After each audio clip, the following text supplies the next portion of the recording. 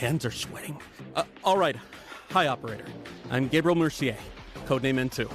Since we'll be fighting side by side, allow me to properly introduce myself. As the codename suggests, my combat style leans towards cryogenic suppression. My frost launcher paired with a cryo flask can quickly force enemies into a frost state, ensuring they pose no threat to us. If enemy positions are unknown, the homing stun grenade can precisely mark them as well.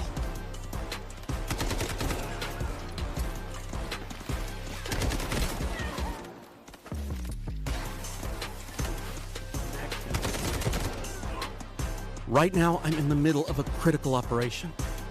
One where failure is not an option. I hope this mission can make up for some of my past mistakes, even if just a little.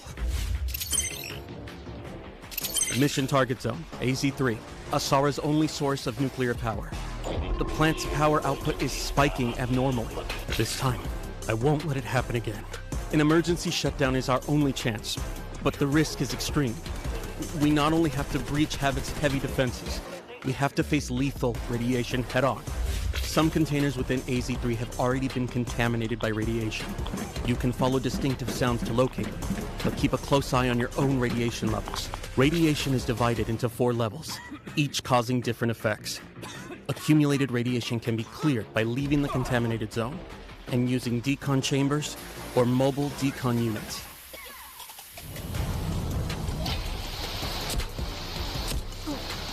During the incident, some personnel lost their access keys. We can use these keys to infiltrate the classified zones and gather intel and supplies. Key verified. Access granted.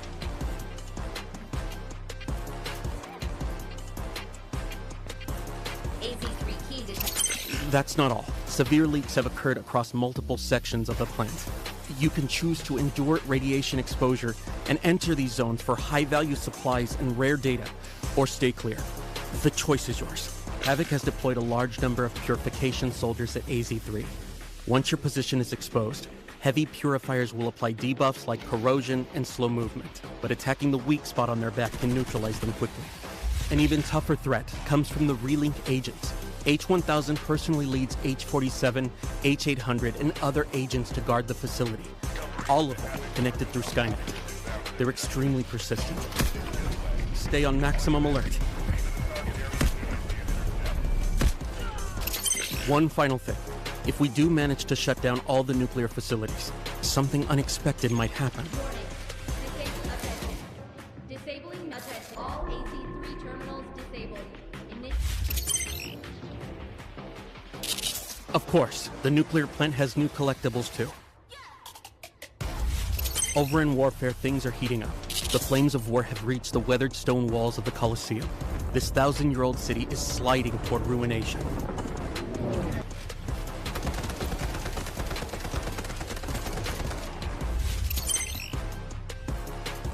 We've got new weapons.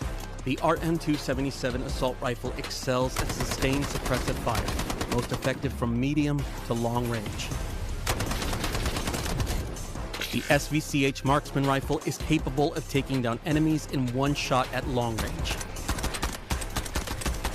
There are also some bonus events coming up. Play Ole Ole Ole to earn points and exchange them for sports-themed rewards and exclusive avatars. The Meltdown Season Pass includes various tactical supplies, including a new outfit for Tempest. The new season's Mandelbricks can yield the AKM assault rifle. Astromancy's not bad. Opening Turbricks gives you a chance at the Law of Time series collectible charms. Good luck. A new melee weapon, Elegant, the exclusive weapon of the Abyss Shark Reese. Pretty cool. Oh, and don't forget, the Rainbow Six Siege crossover is launching soon too. 3 new operator skins.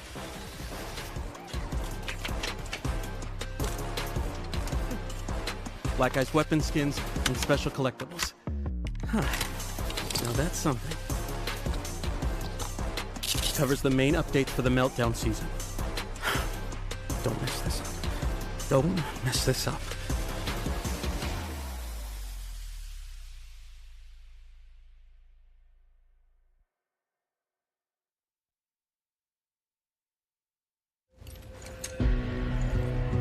For some, success is measured by bodies in bags. Maybe that suits them. But to me,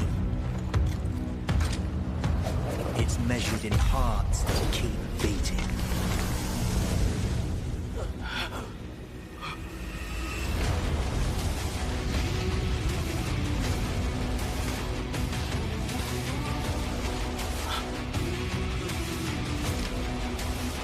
You with me?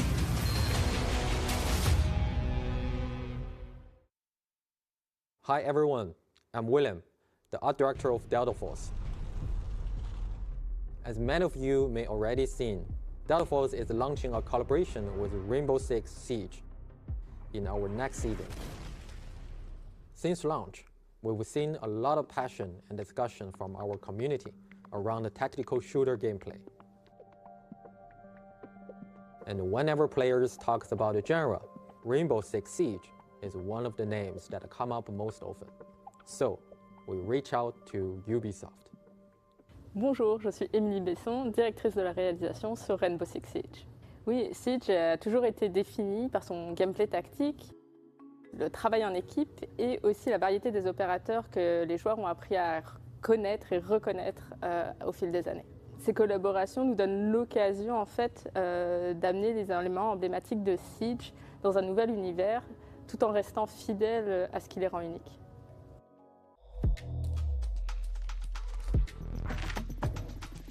In this collaboration, we focus on two things: operators and Rainbow Six Siege's iconic visual legacy.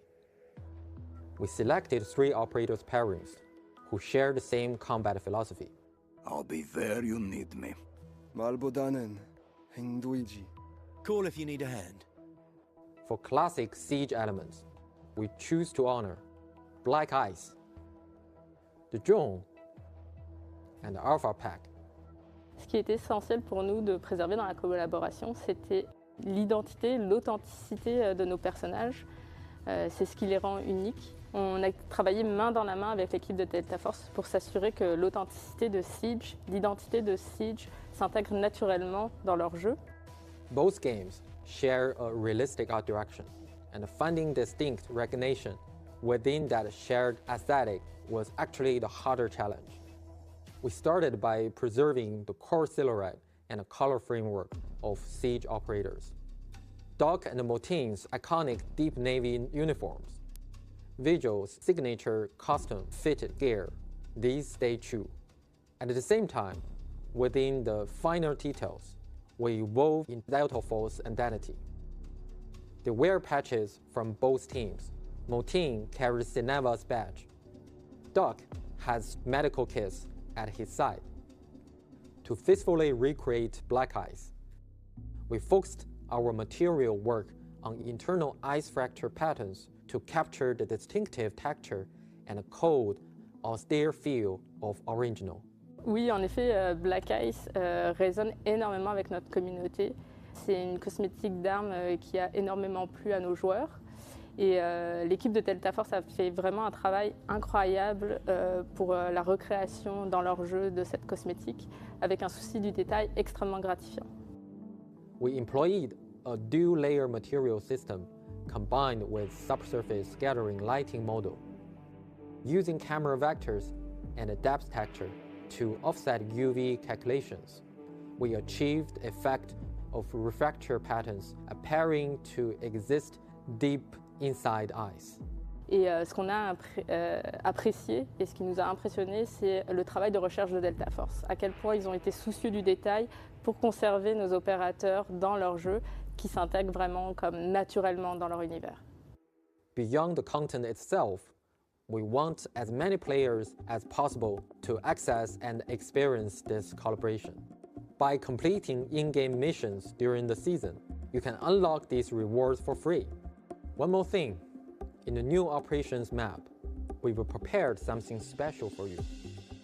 You will find a surprise in the maps that are meant just for you. Once the crossover goes live, go find them. Once more, onto the bridge. Dear friends, once more.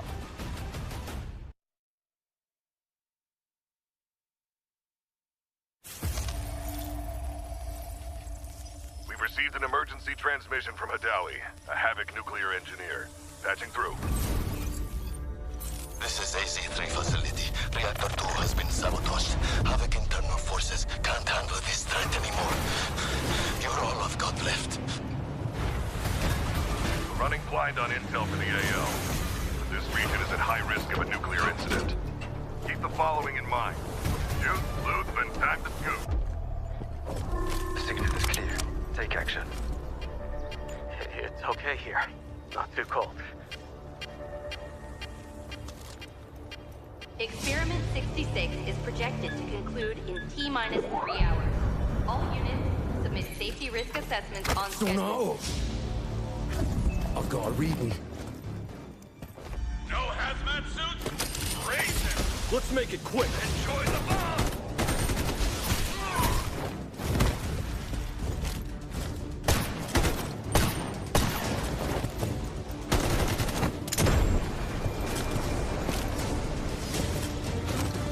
So eager to die. Excellent. I don't know what's happening, but reactor output is still climbing. And security thinks I'm behind this. They're coming for me. GTI, move it, now! Key verified. Access granted. Hostile signal detected. Lethal actions authorized. Damn it! Someone take control of this piece of junk! Entering manual mode. Executing command. Those bastards in fusion research won't authorize shutdown because of their experiment timeline. I know better than anyone how important this research is. Hold this position. Once I finish calibration, use that console to insert the control rods immediately. Data set. Follow me. I know somewhere the signal can get through. Steam explosion at reactor 2. Incident level confirmed. Estimated contamination radius. Careful! Don't fall! We're outside the signal blackout zone. Upload the data package to Skynet immediately. Encryption keys in the archive. Just send it! Critical alert. Reactor power output has critically exceeded safety threshold. Core meltdown imminent. All personnel evacuate immediately.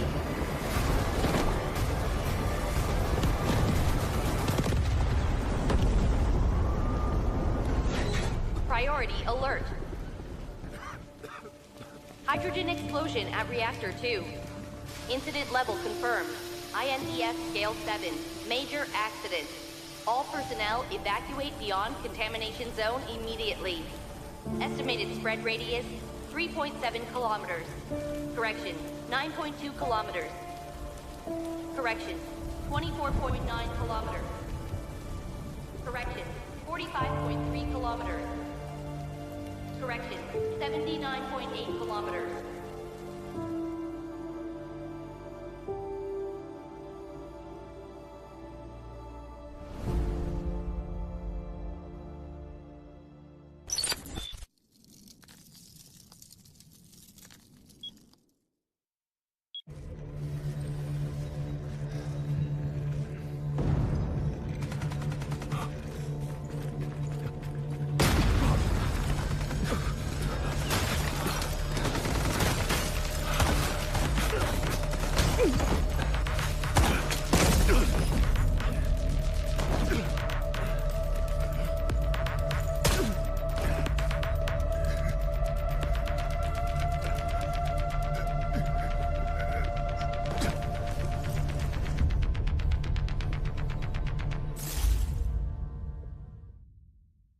Operations. It all comes down to 3 simple rules. Search, fight, extract. Search decides how much loot you walk away with.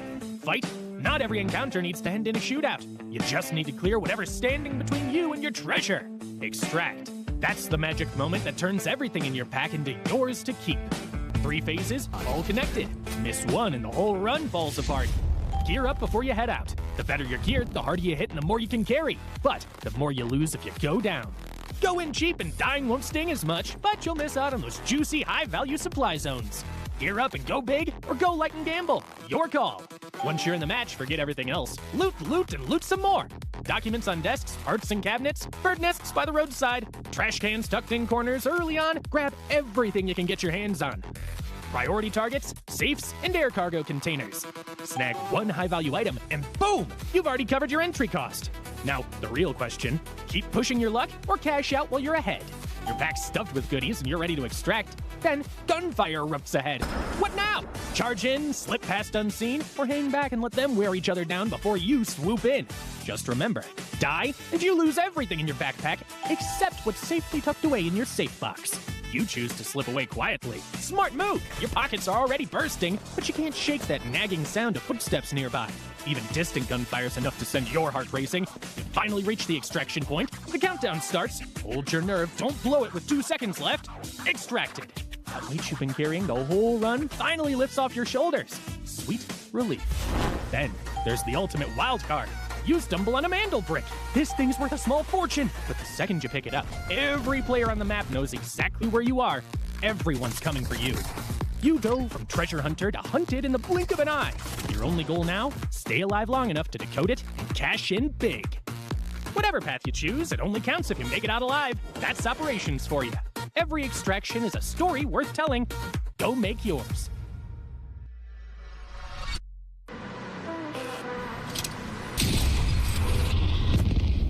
The enemy got the Mandelbrick. Find it. Stop them. Mandelbrick decoded. Nice work, operator. The time to strike is now. Do not let me down, operator. Decoding has begun. Defend the area.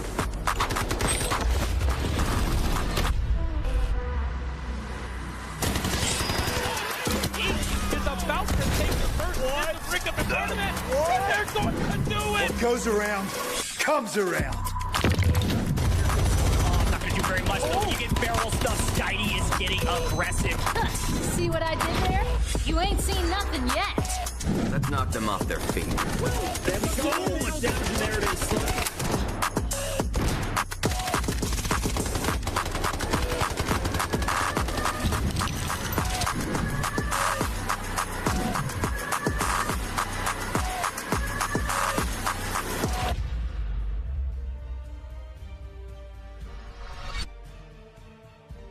Well, good morning or good evening, depending on where you are in the world. Welcome into the Delta Force Rise series. It's day 1 of week 3 here in EMEA. Group C versus D on main stage here on a Friday. Now, my name is Goj, and I am really excited to be back with my man, the Beard Guys, as we're going to take over EMEA for the weekend. I've been casting a lot of Americas, but don't tell anybody. EMEA is my favorite region. Beard Guys, how the heck you doing, my friend?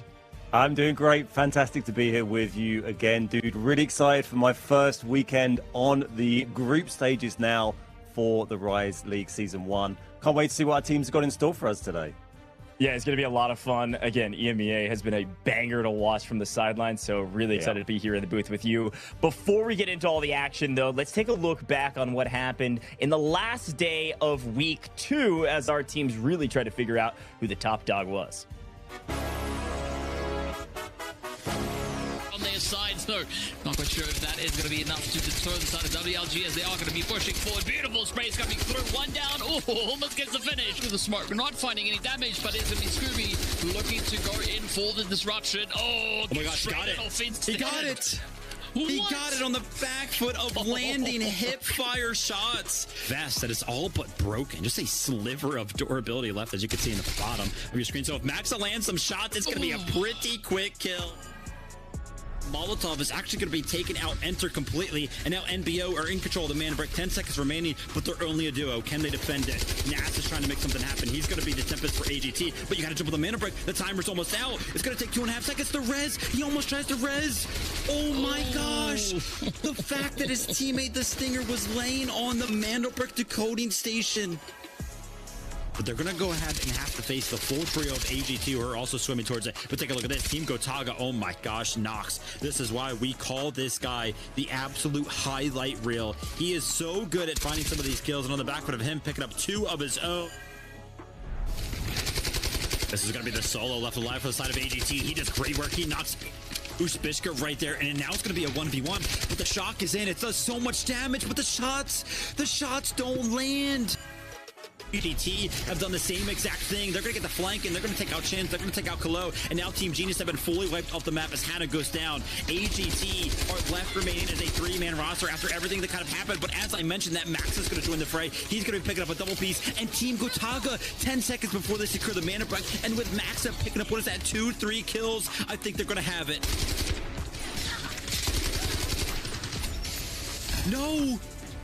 No, they go down. They have about 20 seconds to work with to jump on the Mandelbrick to go ahead and secure this. This 1v1 pretty much dictates it. Can Nats go ahead and win it? Enters down to very, very low HP and on the back foot of the disarm, applying so much pressure. Oh, the information is in. Gotaga, they brought in the and Stickinson is going to be knocked by that one, and Nox kind of jumps into the smoke here. He lands the shots. He jumps into the smoke again and lands some shots with no vision possible. Right there, and then you got the loot follow as well. Great stuff coming through from them. Selen is trying to defend this position. Not going to happen. Always there to trade, though. Finds one in return. And that's going to be Nast. Still, all the pressure kind of being applied here over towards this top room. And what? Jax just lands back-to-back headshots. Ruby's going to go ahead and reshape, but Team Genius are trying to go ahead and join in on the action now. But they are quickly met with the likes of Solo, who's going to land some of the headshots. But Hannah jumps in, Kalo jumps in, and so does Team Genius.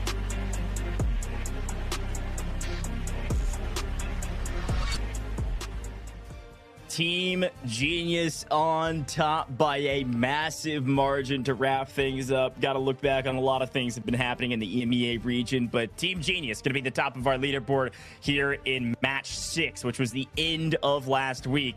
45 squad points, double brick, 29 kill points. They're dominating the leaderboards here, Ben. Yeah, it's a huge day, particularly this win for Gen, for Team Genius. They had a huge, I think 45 squad points, the biggest we've probably seen on any of the individual days so far. So very dominant performance there. Good results for WLG, Alliance, and FLC getting some points on the board as well. But Gen have kind of been back and forth a little bit. They've had, I think, 2 wins out of 3, 1 4th place on their middle game. Was a bit below the normal standards, but it's been very exciting so far. Yeah, and here's a look at how it's all gone down here in the EMEA region through our group stages. We are halfway through, and now moving into the second half, it's time for some of the teams at the bottom of the leaderboard to start working their way up. But you can see all of our winners in the first half of the group stages. Seeing Jin twice, and everybody's played 3 times, so Jin's got something going well for them, and we'll talk a little bit more about them in a second. But in terms of individual rankings, it's Team Gotaga that have remained individually near the top of the leaderboard on most of these, in particular the top slayers, top kills. Nox has 32 throughout the course of this competition. A ridiculous feat with 3 matches under his belt, averaging over 10 kills per match is ridiculous. But Moxa being in second as well, those guys have been slaying out. Talking about damage, though, this has always been a fun one in the EMEA region to talk about because Dark Entity's Ushbishka is putting up ridiculous damage numbers, even though he isn't in the top 3 in the slaying category. So certainly doing something right for that Dark Entity's roster. Absolutely. Here we are looking at the assets as well. Obviously, another important metric as well as kills and your damage. You've got to get some money out. And we can see Maxa from Gotaga at the top here. Kilo going to be playing today in Team Genius, and also Hannah. So 2 of the top 3 from Team Genius who are going to be playing in today's match. Yeah, this is probably the most important leaderboard, or definitely rather, this is where we're at after halfway through the group stages. Genius at the top, a total of 23 match points. This is the cumulative score over the last 3 weeks or 2 weeks of competition, moving into week 3. 23 points, a ridiculous feat, but we've got a lot of teams hot on their heels. Team Gotaga in particular, look how many kill points they have, literally just 1 less, and these 2 teams dwarf everybody else in this competition in slaying power, and they find themselves in the top 2. I think no coincidence there. But Dark Entity's right behind, 17. And I think the rest of our leaderboard in general here, Ben, it's really anybody goes for that top kind of 6 position. You really want to try to be on the left side of this leaderboard if you can. You desperately need to be out of this bottom 2 position of 11 and 12. So really need to see a team like Fnatic and FPOV step up. 100%. Yeah, they're going to be looking for big points today. And remember, you can get 8 points winning a day and also a bonus 2 if you score 2 Mandelbricks as well. So potentially 10 points from any one single day. So even those teams down on the lower end of the table there on 5 points or 9 points for AGARTHA, one big win, that's going to throw them up into the top 3 for AGARTHA's position there. So, you know, worth keeping that in mind. It is early days. Great time to be talking about the tournament when, as you just said, everyone has played 3 matches. So we're even Stevens on matches played now as we go into this weekend. Yeah, and remember, it's C versus D today, which means you will see Fnatic and FPOV really needing to step up today. But let's take a look at everything that the Delta Force Rise series has to offer with a quick explainer. Delta Force. 1 game, 2 regions, 1 shot at glory. This is the complete guide to Delta Force Rise Series EMEA and Americas Season 1. Everything you need to know, from the very first match to the last squad standing. The path is the same in both regions. It starts with the open qualifiers, open to any team that wants to compete. The best push through to the group stage, where the top 2 advance directly to the finals, bottom 2 eliminated, and the rest battle through the survivor stage to earn their spot. From the open qualifiers, 12 teams have fought their way into the season, and only 1 will lift the trophy. The group stage runs for 4 weeks, with matches every Friday, Saturday, and Sunday. The 12 teams are split into 4 groups, A, B, C, and D. 3 teams per group. Each broadcast day, 2 groups go head-to-head in a cross-group match. Every match is a 7-round format. 6 teams competing in the same lobby simultaneously, across up to 7 rounds on maps like Zero Dam, Brakkesh, Tide Prison, and Space City.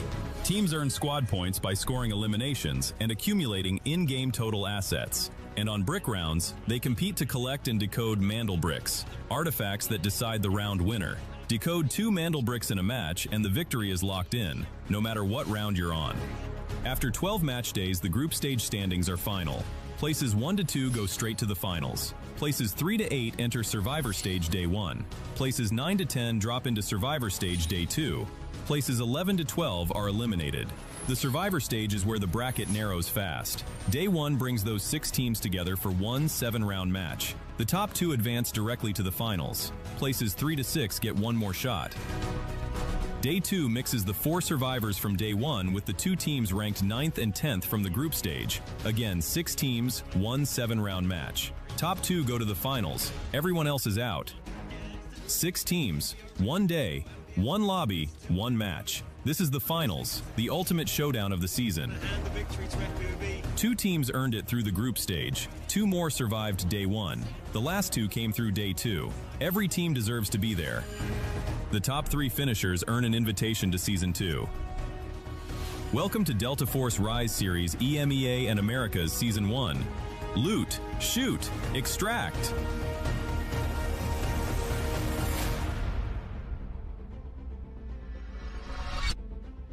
And there you have it, folks. That's how it all works here in the Delta Force Rise series. But it's time to talk about how today works, folks. Everybody's loading in with 1.5 million Technic Alloy as per the usual. We are playing Season Echo for those maybe just tuning in for the first time. 1 patch behind, you're going to see Morse, but not in 2. Cool thing about our esport, of course, is that if you die, you lose your gear, just like in public matches. Today, though, everybody is looking to capture those all too elusive Mandelbricks. If you're able to get 2 Mandelbricks, you win the whole competition. That is it. That is the nuanced point about this competition that is so important to remember. We have a Mandelbrick on round 2 and 4, and then 5 through 7. If a team captures the Mandelbrick on round 2 and the same team captures the Mandelbrick on 4, boom, they win the competition right then and there. But of course, the teams and the players are trying to gather resources because, well, they got to buy great gear to bring it into the next round. And one way to do that is they do have a 3x3 ultimate save box to carry some of their expensive loot, carry some of their expensive ammo. But the big ticket item today is going to be down there at the bottom. Eliminations, otherwise known as kills. Each kill gives you 800k Technic Alloy straight to the bank. If you get 1 team wipe, that's 2.4 million for you, the player, if you pick up all 3 of those. That is a ton of value. That's why on some of our individual leaderboards, you're seeing the person with the top assets being the top slayer, okay? Kills are everything, but Mandelbricks are the most important thing. So talking about the rules for the Mandelbricks, the key notes here is that Mandelbricks, they spawn quickly after the match starts. Once it's grabbed from the spawn, 5 minutes start. It doesn't matter where the Mandelbrick goes from there, 5 minutes around the clock, or it'll go back to spawn. However, if it's placed in a decoding station, it will never leave that decoding station, and a 4-minute timer starts. Every time it's stolen, the max time goes down. 90 seconds is our minimum. And of course, if you get that Mandelbrick, you get some extra points here. Ben, talk to me about our group stages and how they work. Yeah, so this is the points you get for winning an individual match or an individual day. So at the end of today's session, the team in first place is going to be awarded 8 points, then second place 6 points, 4, 2, 1, and 0, all the way down to 6th. But as we mentioned a little bit a while ago, you also get a bonus point for each Mandelbrick. So if you get 2 Mandelbricks and you win, 10 points for that team. Yeah, super important squad points. This is how you get points in today's match, though. Kill points plus supply points. A supply point is every 2 million in total stash divided into just 1 point. So if you, and it always rounds down as well. So if you get up to 3.9 million, folks, that's still only 1 point. I know that's crazy to say, but if you get to 4 million, that'll be 2 points. But kill points, every time you get a kill, yes, you get 800k technic alloy, but you also get an additional point in a total squad points. This is the tiebreaker pending Mandelbricks. Ben, we got a lot of cash on the line for the finals, though. Teams trying to get there. Walk me through how this works. $60,000 for our team in first place. This is at the end of the league, by the way. They're not getting this tonight. They've got to go all the way, win the finals, and that team is going to take home $60,000. Second place, $30,000. Third place, $15,000. And prizes going all the way down to 12th place, as well as that dynamic kill bonus of $50 per kill for our teams. Yeah, super important. That $50 kill bonus is through the entirety of the group stages. So a lot of folks trying to earn some cash. Yeah. Speaking of the folks trying to earn some cash, though, we got to talk about the teams, specifically Group C and D. Look on the right-hand side of this graphic. These are the teams playing today. So as we mentioned before, Fnatic, FLOORPOV, a big move needs to be made here in the second half of the group stages to leapfrog this leaderboard. Whereas Genius, who is at the top of the leaderboard trying to maintain that position at the top, may try to win it pretty quickly. Here's the schedule for this weekend, though. Again, it's every Friday, Saturday, Sunday for 5 weeks in a row, and we're on week 3, folks. So this is Group C and D. Will be live same place, same time tomorrow, and on Sunday as well, as we prepare to wrap up the group stages and figure out who even makes it to week 5, and maybe who the top 2 teams are through the course of our group stages that will skip August 7th and August 8th and go straight to the 9th, straight to the finals. And of course, 2 teams won't even make it to week 5. Today, though, an onus of responsibility at the team at the top. Talk to me about Genius. Yeah, Genius have been absolutely dominant so far. Like we said, they've won 2 of their 3 games. They've got Kilo, and we've got Hannah, we've got Chins. They've all been playing well, and they've all been getting a lot of kills as well. And we saw that kill leaderboard earlier on. A lot of kills for all of these players. In fairness, a lot of kills for all of our players who are taking part. Even if they've got not those Mandelbricks and those wins, everyone's been out there fragging and chasing those kill points and the extra money. This is Team AGARTHA, another team that's done well over the tournament. They actually won one of their days and then had 2 last places on their other days. So they've been a bit back and forth, but they've shown they can get a win if it comes to it. And if they can get one more, that's going to throw them up into the top 3 today. Yeah, that's exactly right. And I think this is a team, we'd call them around mid-pack, that really need to step up. Because like you mentioned, they've been a bit inconsistent, up and down throughout the course of the first 2 weeks. It's time to really step up and see what they're able to do today. Talk to me about number 1, though, because this is another interesting team that I would put in the category of inconsistent, but an opportunity to do something great. Yeah, they've been getting a lot of kills. We've seen them playing well in that way, but they're only sitting 8th in the table at the moment. So a little way down, but their points aren't too bad. So again, a good score today is going to put them right up there. It's really the guys down right at the bottom, FLOORPOV, that are sitting down in 12th, and Fnatic that really need to catch up a little bit on points. That's our Group C teams there. Genius, number 1, and AGARTHA. And that they're going to be playing, of course, with Group D that we're going to see in just a second. Yeah, it's funny comparing Group C and Group D because they're pretty much opposites, right? Group C has the top team. Group D has some of the bottom teams. FLOORPOV.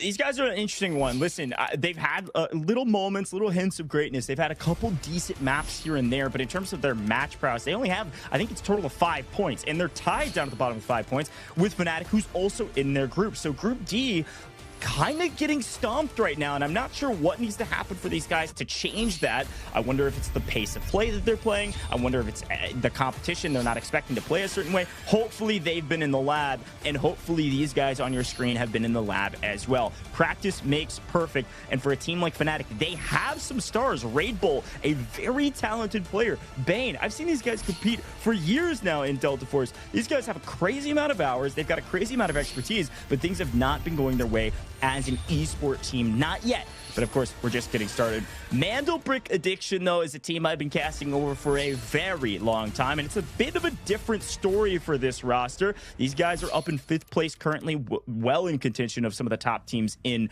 not only their group, of course, but also the overall group stages. And so these guys competed on international lands, and they've stuck together as a team. Talk about a team that has some of the most chemistry in EMEA. It's that trio right there. Never count out Mandelbrick Addiction.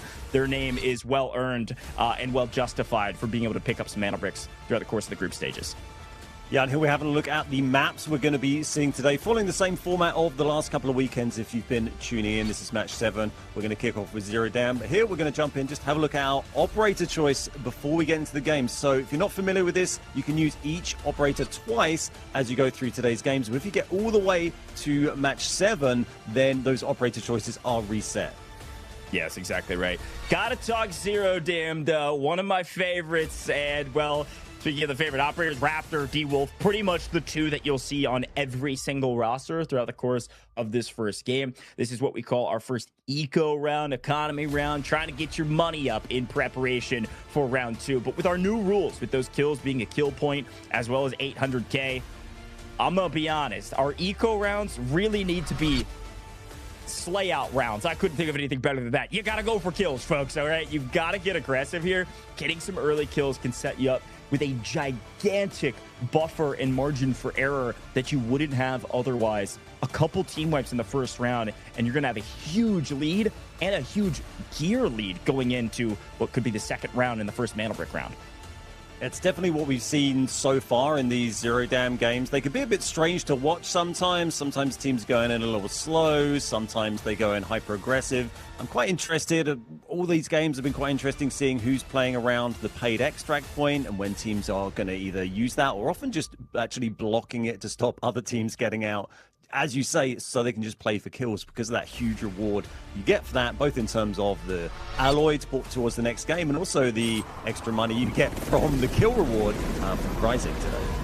Well, here we go. It's time for Zero Dam, folks. And before we jump into round 1, we've got a quick giveaway. You thought we were going to go into the game without giving you something for being here? We got a redeemable code on your screen right now for the Neko Mimi Spray Paint. Be quick. It has a limited number of activations.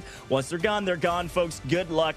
35 total redemptions between all of our streams. You got to type this in as fast as humanly possible. You can redeem in-game or at the official website. Again, you can see the code there. Not going to read it all out for you. You just got to type it in real quick. And again, I'm going to give you a quick tip.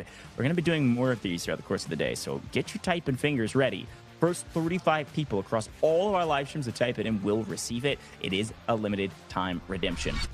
But Ben, let's hop in, baby. It's Zero Dam round 1. Let's see how aggressive or patient and slow. How long does it take for some of these teams to warm up? Or will they kick things off hot here? We are joining Team AGARTHA down the bottom there in a major sub, quite near to the paid extract. And our 2 admin prio teams, we've got FNC, we've got Fnatic, and Team Genius, the current leaders on the overall leaderboard. They're on the other side of the admin building here. So, yeah, 2 of the teams you're going to see in that all too familiar place once they get rid of Saeed. No one dropped by Saeed this time. I'd like to mention that Team Genius did get one of the members dropped by Saeed a few weeks ago, but back on form today, and we might be seeing them have an early fight. First red of the day as well. Little pocket watch there. Yeah, nice pocket watch. A quick look at operators and loot. As a reminder, nobody can come in with anything higher than what you're seeing on your screen. So all purple, all blues there. Operator choices, pretty much par for the course. I actually would say maybe AGARTHA's the only one that's a bit surprising to me. Aluru, Luna, Vlinder to kick things off. Luna's one of those operators a lot of people like to save for Space City because it's limited. You can only use it twice in total. Using one here in Zero Dam, expect to see them maybe play a bit more aggressive, trying to get some intel and go for some kills. Yeah, definitely a slightly unusual choice. We've also got double D-Wolf from NBA and a Super Brick Mandelbrick supercomputing unit, right? The 2 mil red from Chins. Nice. That's a pretty big one to go into the safe box. I think that's a 3x3 that will fit, but it's going to take the whole thing up. And interesting move from FPOV here. You don't often see teams heading back this way. Yeah, here's FPOV likely trying to hunt down an enemy here. Not often are we seeing in the competitive scene fights around Cement Plant, but I will take it. We see more and more reds being pulled off screen. Quick note, as FPOV seem to have some information in their sights and actually getting tagged back. Quick note about Zero Jam. We briefly mentioned it, but to spend a little bit more time on it, you see that airdrop preparing, folks. I know some of you have been watching since day one. You're like, Goj, we understand how this works, but some of you are brand new. Airdrops will land on rounds 1, 2, and 3. These airdrops, the first one will drop a high caliber weapon. It'll either be the M82, folks like to call it the Barrett, or it will be the AWM. Huge high caliber weapons, shooting red tier ammo. It's going to one-shot anybody on the map, especially in this round with everybody in purple. So this is a pretty important thing to watch out for where it'll land, and you'll see it begin to start to land in the next 40 seconds or so as FPOV seem to be backing out of this engagement. Absolutely, and then we're going to see a second airdrop come down a little bit later on, and that one's generally going to be full of some nice red and gold items for our teams to get the loot up a little bit. Looks like Chins is maybe going to claim Wallbreaker there, or may possibly just taking a position, but I think he has accepted that. This is AGARTHA down in the underground passage here, making their way up towards admin. It's a one-way ticket. Once you go up there and drop in, there's no going back. So let's go and see if they commit to that. We've still got Team Genius and Fnatic up in admin. Genius have actually spread a little bit. I can see there we can see Hannah right at the back actually in containers. They're really split, but it seems to be quiet at the moment as they go for Wallbreaker. Yeah, smart play here from Jen.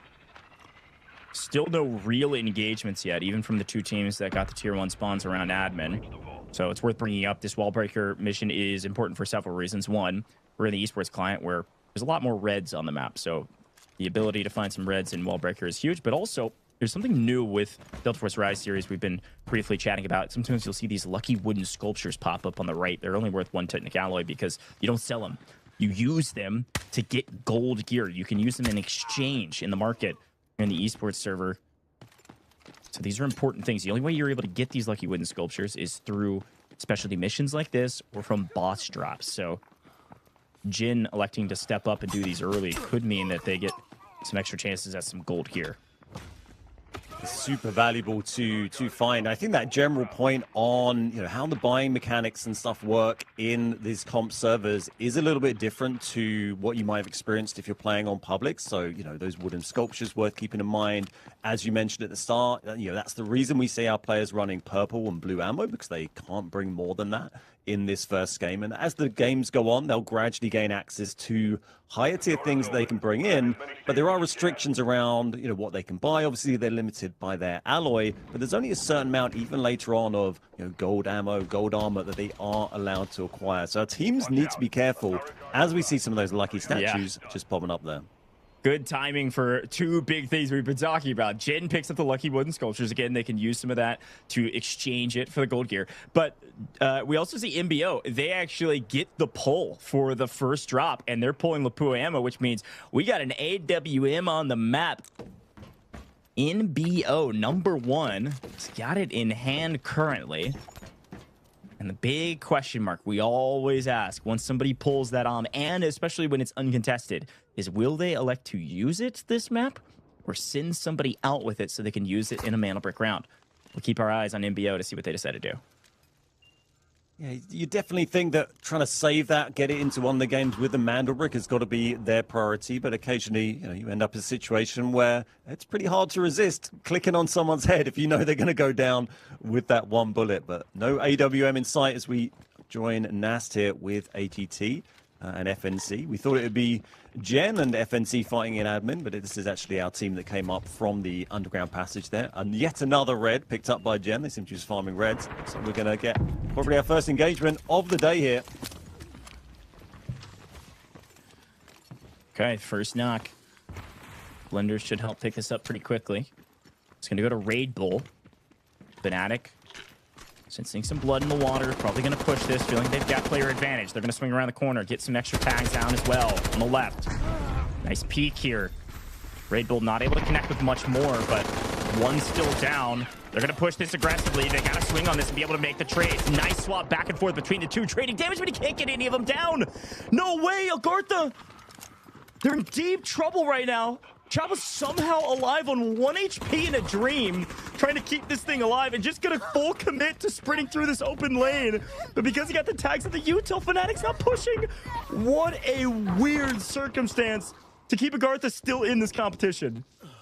I can't believe Tuba's got away with that there. I think literally 1 HP as they ran away, but kicking off, that's FNC. They bumped into FPOV down in the basement. They've just got one left up now, just the Blinder left. This is Bane for FNC on half HP. As they got jumped by FLOORPOV, they have lost one player, but it's a 2v1 in the basement. And we've got AGARTHA upstairs. This is not looking good for FNC now. Classic third party, folks. FPOV, we told you they're going to start hunting some people down, and they get to the team fight just in the nick of time. Great pickup there from FLOORPOV. Fnatic down to 1. Bane all alone, barely breathing, trying to figure out what in the world am I going to do now. And that might have worked out. Yeah, pretty well for AGARTHA up there, as you're saying. They're going to get those reses, I think, because of that interruption by FPOV. That's going to help AGT get up to 3. Not really an option for Fnatic. I think they've got one knocked upstairs, one in the basement, so probably just going to be one Vlinda. And this is the paid extract, as we mentioned a little while ago. That's NBA down there. They've probably gone in and claimed that. You do get more money from completing tasks, by the way, on these servers, so that's why they've been able to go over and use paid very quickly there. And they may choose to come back and use that later or not. You see the replay of that fight kicking off just a minute ago. Yeah, this was a ridiculous engagement for a couple different reasons. The main one, though, is that, look at this, AGARTHA somehow does not get full wipe. Literally 1 HP in a dream, and it's namely because they got a little bit of help from a different team, swinging up the backside, and FLOORPOV come in to play spoiler. And what a fun and cool engagement for AGARTHA, who should not be alive. They are on a second lease of life right now and got to figure out what they're going to do. Now with all 3 back up on their feet, and Fnatic, the one in the blender, they've got an opportunity to make what could have been an awful game great if they could push out and find some team fights. Here are our second airdrop. Now, traditionally speaking, okay, we're pulling a couple reds. We'll take it. Usually, we've been saying that the second airdrop is really not worth fighting over. This is solid loot value, frankly, from the second airdrop. Couple different reds there to push well over 1 million, pulling just from that airdrop alone. But remember, supply points only count for each 2 million that you earn. So it's better to go get a single kill than loot that whole airdrop twice. It's nice to have, but not a need to have, as FPOV continue to hunt their prey. Yep, this is FNC now pushing back up. FPOV chasing down Bane. Doesn't manage to get one on the way out. Bane running around there in the solo Blinda. Now on half HP. Surely going to be the end. And it is. I cannot believe FLOORPOV keeps showing up to these engagements at the perfect time. Hunting down another. Fnatic finally gone. Still pick up 1.2 mil in some of the engagements they've got, but the fights aren't over. FPOV strike again. And remember, Yaku's already been down a yellow timer. AGARTHA was barely alive, and it was on the back of Chaobu. So everybody that goes down from AGARTHA besides Chaobu has already been to yellow. They're full wiped. That player will not get back up. It's going to be a 3v2. Great opportunity for FPOV here to get some points, get some kills. You can see they're already on 5 kills at the moment in this game. That's a massive amount of points on the board and alloy they can use in their next round. They're a little bit low on the leaderboard at the moment in the overall standings, so great start from them. Good positioning if they can keep pushing these fights. Good opportunity to get 2 more on AGARTHA here. They got the numbers, but Gen are coming to get involved. Yeah, this is classic Delta Force, folks. When shots are fired on the map, if you can hear them, you run at them. You got to get involved, get into the engagement. We told you our economy rounds really are more about slaying out the lobby because you can get a ton of cash that way. And so Genius wants a piece of the action. They already got their wall breaker mission. They've already finished up all of their objectives on the map they want to have. So right now, all they care about is getting some extra kills and getting some extra loot value. Take a look on the left really quick, as yes, as we see on main, NBA slow creeping into this engagement. On the left, Genius is way up in profits, pushing up to about 6 million now after all their successes on the map. They find a couple kills here. They could have a meteoric round one. But they got to hunt down and find some of these players. And of course, Raptor is going to be extremely helpful to be able to find some of these players out in the open with that drone. And for anyone that can see the map feed right now, I mean, you can pretty much see it in the mini-map. Literally every single team in the round now, all 5 teams, are in the admin area. We have MBO sitting in the car park just to the side. Every other team is literally in the admin building. I've never quite seen everyone come together so much like this. So yeah, this is going to be pretty interesting. The lever will get pulled, I'm sure, sooner or later. Looks like Jen are probably in position to grab that. Сколько? Все диспачка фуловая, да? Ты говоришь, все живы? We have a little listen into NBA's comms here. Прямо над нами. На первом этаже. Так, ну с нашей двери босса выходить такое. Мы можем пойти в улсайт выйти вообще. Нам отражали. Давайте готовиться пока с нашей двери.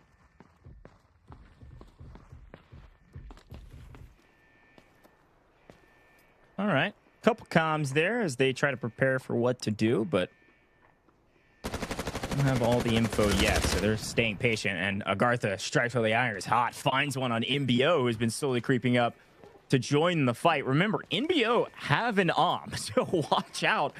One shot rings true, and AGARTHA could be in deep trouble, especially if it lands on Nas. They know where he's at. If Nas gets shot by the AWM, he's dead and out of the game. He's already been to yellow. An important engagement here. Chalva likely should be leading some of these engagements as frontman, not knowing that MBO have the need to be careful. Yeah, Rez coming in already there, so back up to 3 over in the car park. As we look at Gen, they've actually gotten themselves, as well as pulling that lever, they've then managed to go over to the extract and take control of the area. Everyone else busy fighting. FPOV look like maybe keeping an eye on that, but this could be a nice closeout for Gen here if they can take that money. As we said, you know, kills give a lot, and FPOV might be quite happy to just stay in admin and just try and add a few more to that total. There's certainly enough players there for them to give that a good go. This is 5 kills on the board. That's 5 confirmed kills. No one's getting res from that, so pretty good going from FPOV so far. Yeah, good shout. Worth quickly mentioning, as you can see Genius on your screen right now, extracting makes sense for them, right? Look in the top left, or sorry, mid left of your screen right now. These profits will dictate who needs to extract and who doesn't. If they're low on that, they're going to play for engagements just like NBA near the bottom. They need to get these engagements. They need to get them now. We'll trade 1. Can't get the second, though. Skydie has to come in and be the hero after finding 1. He does go prone and he wins the engagement. What a play from Mandelbrick Addiction. A dodge down under the bugs, pop back up, slay out FPOV. 2 teams full wiped, but another engagement happening around the extraction is NBO, the only other team that frankly needs to extract. They've got the They need to get out of this map. They're going to have to try to go through Genius through the elevator extraction, or maybe send one out through no bag or weight restricted. But Genius are going to get a read that, hey, there's a full team of 3 out here, gentlemen. Get ready. We got more fights coming our way. It's gone from being very, very busy in admin to being NBA left in there all alone after winning that fight. They've got 3 back up, but there's only 3 minutes left on our round timer. Team Genius have got about 90 seconds on their extract timer here. AGT moving in. We've got MBO just outside with that AWM. It doesn't look like they're going to try and take that out through any other extract. A little surprising. They are going to have to commit to try and get out from here. It's not often we see a team push in from the outside and take control of this, but you know, I'm always ready to be pleasantly surprised. Yeah, about 60 seconds on the clock to make that move. If there's anybody that could do it, it's going to be number 1, just on the back of getting a headshot or, frankly, a leg shot with that against a team like Genius. If you can get a player advantage, you might be able to swing in. Looking at their operator comp, maybe not the best for engaging in this. They need more smokes, possibly.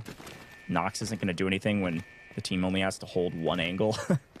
But even still, trying to figure out what to do here. 30 seconds on the clock for this extraction. They may just bail and try to get out in the final 2 minutes, or at least get their player out. AGARTHA thinking about trying to engage in this as well.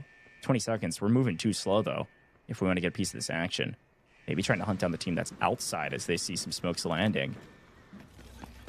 But Genius going to get out for free here, Ben. Yeah, it doesn't look like anyone is going to contest them on that. They decided it's not worth the risk, and NBA are going to run and try and get someone out by the look of it. They might be able to manage that. Well, it might have been NBA that took paid earlier, wasn't it? I think they're going to move down. Yeah, that's nicely done from them. They kept themselves in a good position to claim that as Gen.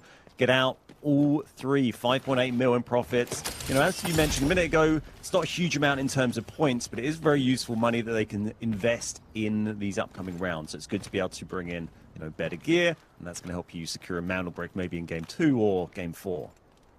Yeah, I mean, I think the only big miss right now is, number one, I'm not sure what they think they're doing. Maybe trying to hunt down some kills. They've got the AWM in hand. They're going to leave it on the map and all of its ammo. You can't put any of that in the safe box. So you're taking none of that home because you've elected to stay on the map and try to hunt for kills in the last 60 seconds.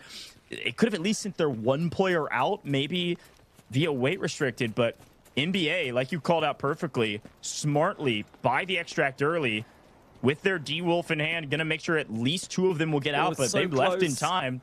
I think for all 3 to get out. Oh, oh no. I maybe one of them. If we could cycle through. Oh, wait, we've got an engagement in our hand. NBO, they are getting paid finally for staying on the map. 15 seconds on the clock. Chalba able to answer back. Yes, gets one, but he's got to get the full for it to count. 1 week, the other goes down. They're wiped. AGARTHA stay and get eliminated.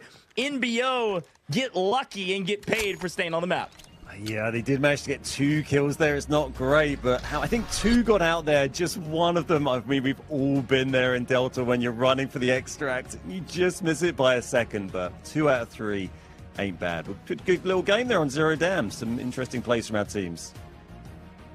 Yeah, that was interesting, okay? I've been saying this a lot, and I was talking to DK on the Americas region too. We always call this first map the litmus test to try to figure out how the day will play. That was much more aggressive than we've seen in a lot of other group stage matches. So I'm liking that these teams are starting to value getting kills early to set them up for success.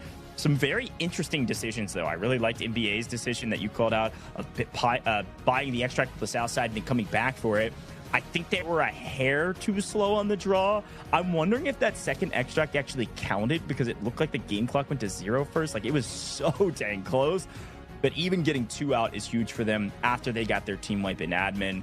Really well done from the gentleman to get some value on the map when, you know, with 3 or 4 minutes left on the map, they were the bottom of the Profits leaderboard. They had basically nothing to show for the map. So really well done from those guys to find the value and get at least 1, if not 2 out.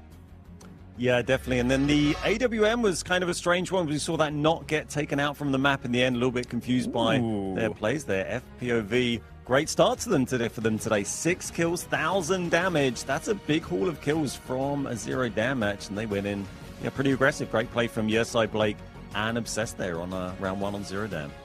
Yeah, I like the aggression from these guys, and it was interesting because we saw them get wiped, right? So you're like, oh, well, unfortunately, FPOV didn't have a great game. No, they did. They picked up 6 kills. That's 6 kill points and 4.8 million in total assets. The only team that's technically getting more than that is going to be Genius at 5.9 million. But in terms of our leaderboard, FLOORPOV should be way up there at the top. That's 6 points plus the 4.8 million is going to be around 8 points in total just from this map alone. Nobody else is really getting anywhere close to that, as they were the ones finding most of the value. Fnatic do pick up 2 kills though, and of course Skydie finding 3 of his own in that engagement does put him as the individual top slayer from the first round. But there's FPOV trading kills between a couple of their teammates there, 2 apiece from Yersai and Obsess. A great weight from Skydie there, getting 3 all by himself, and this is our top damage dealers. Actually, Bane managed to get 550. I'm not sure if FNC actually closed out any full kills at all in that, but FPOV obviously have a couple of players up there. No points for damage, though. If you're sending kills back and forth, getting reses, it's not going to help you out too much. And these are our sisters, FPOV, Obsess, up there, but it is just 1 apiece. So a bit of a draw for several of our players, DJing and Raidball from FNC there. I guess they managed to maybe pick up 1 kill. Team Genius, I noted, got a load of money out there. Didn't get a single kill on the board, though. Yeah, they were playing a very slow strategic gameplay. As we move to the asset earners, you're going to see all genius all day because they're the only team that got all 3 out, and they had a ton of value. Remember, this is the team that did Wallbreaker early. This is the team that got those lucky wooden sculptures that don't count towards these assets, by the way. So I would say net accrued value is even more than that. But NBA Skydie is going to be our top individual. Does look like he's going to get some extra damage there that's not listed, but 3 kills as an individual, well earned to be MVP on the map. And I do want to bring up I think Skydie made a huge play there because they came in late to the party in admin, but still found a full team wipe in value and got some of their members out. Not a lot of teams are going to be able to do all of that in one map. And I think that double D-Wolf comp actually helped them move around the map pretty quickly as needed. But a lot more to talk about when we come back from a very quick break here, folks. You're not going to want to miss it. We're going to be moving into, yes, showing you the leaderboard, but also our first Mandelbrick round on Brakkesh. All right, we'll be right back after a short break. Members, now the odds are in their favor, 2v1. Everything getting spammed away, and MT getting a little... So hang on a second, NL! Look at that! It's an absolute swing! This... And LG's got it over through here. Lines them up, even through the shot. You're nuts! For the last remaining 3 BOV, they find 2 instant knocks. The Elm's gonna be hopping off to that.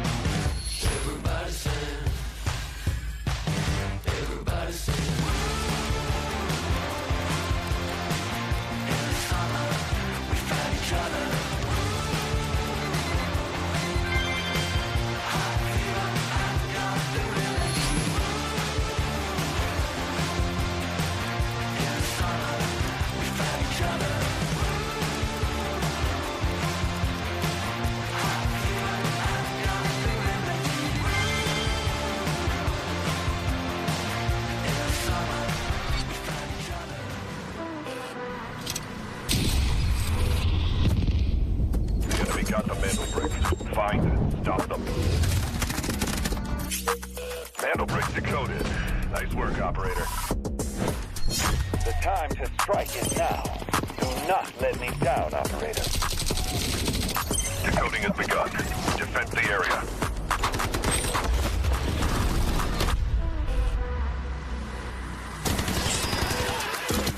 Is about to take the first Mandelbrick of the tournament. And they're going to do it. What goes around, comes around. Not gonna do very much though. You get barrel stuff. Skydie is getting aggressive. See what I did there? You ain't seen nothing yet. Let's knock them off their feet. There we go. Much damage, and there it is.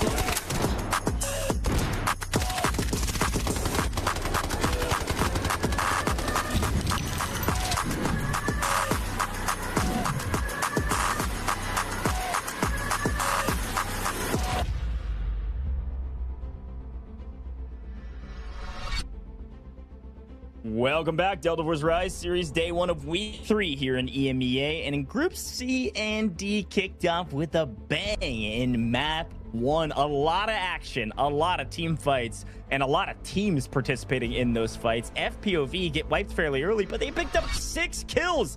You're going to see them at the top of the leaderboard, ladies and gentlemen. Like I said, you're picking up 6 kill points, plus the amount of value in your safe boxes, plus those supply points, plus the resupply points from each round. Puts them up to 4 total, puts them to 10 to kick things off here in Zero Dam. EMEA, though, it looks like they likely did get 2 players out, not the one, just with a millisecond of difference, puts them up into second place with 8 overall points. Been some fun stuff in our first round, but of course we got to turn our eyes towards Brakkesh.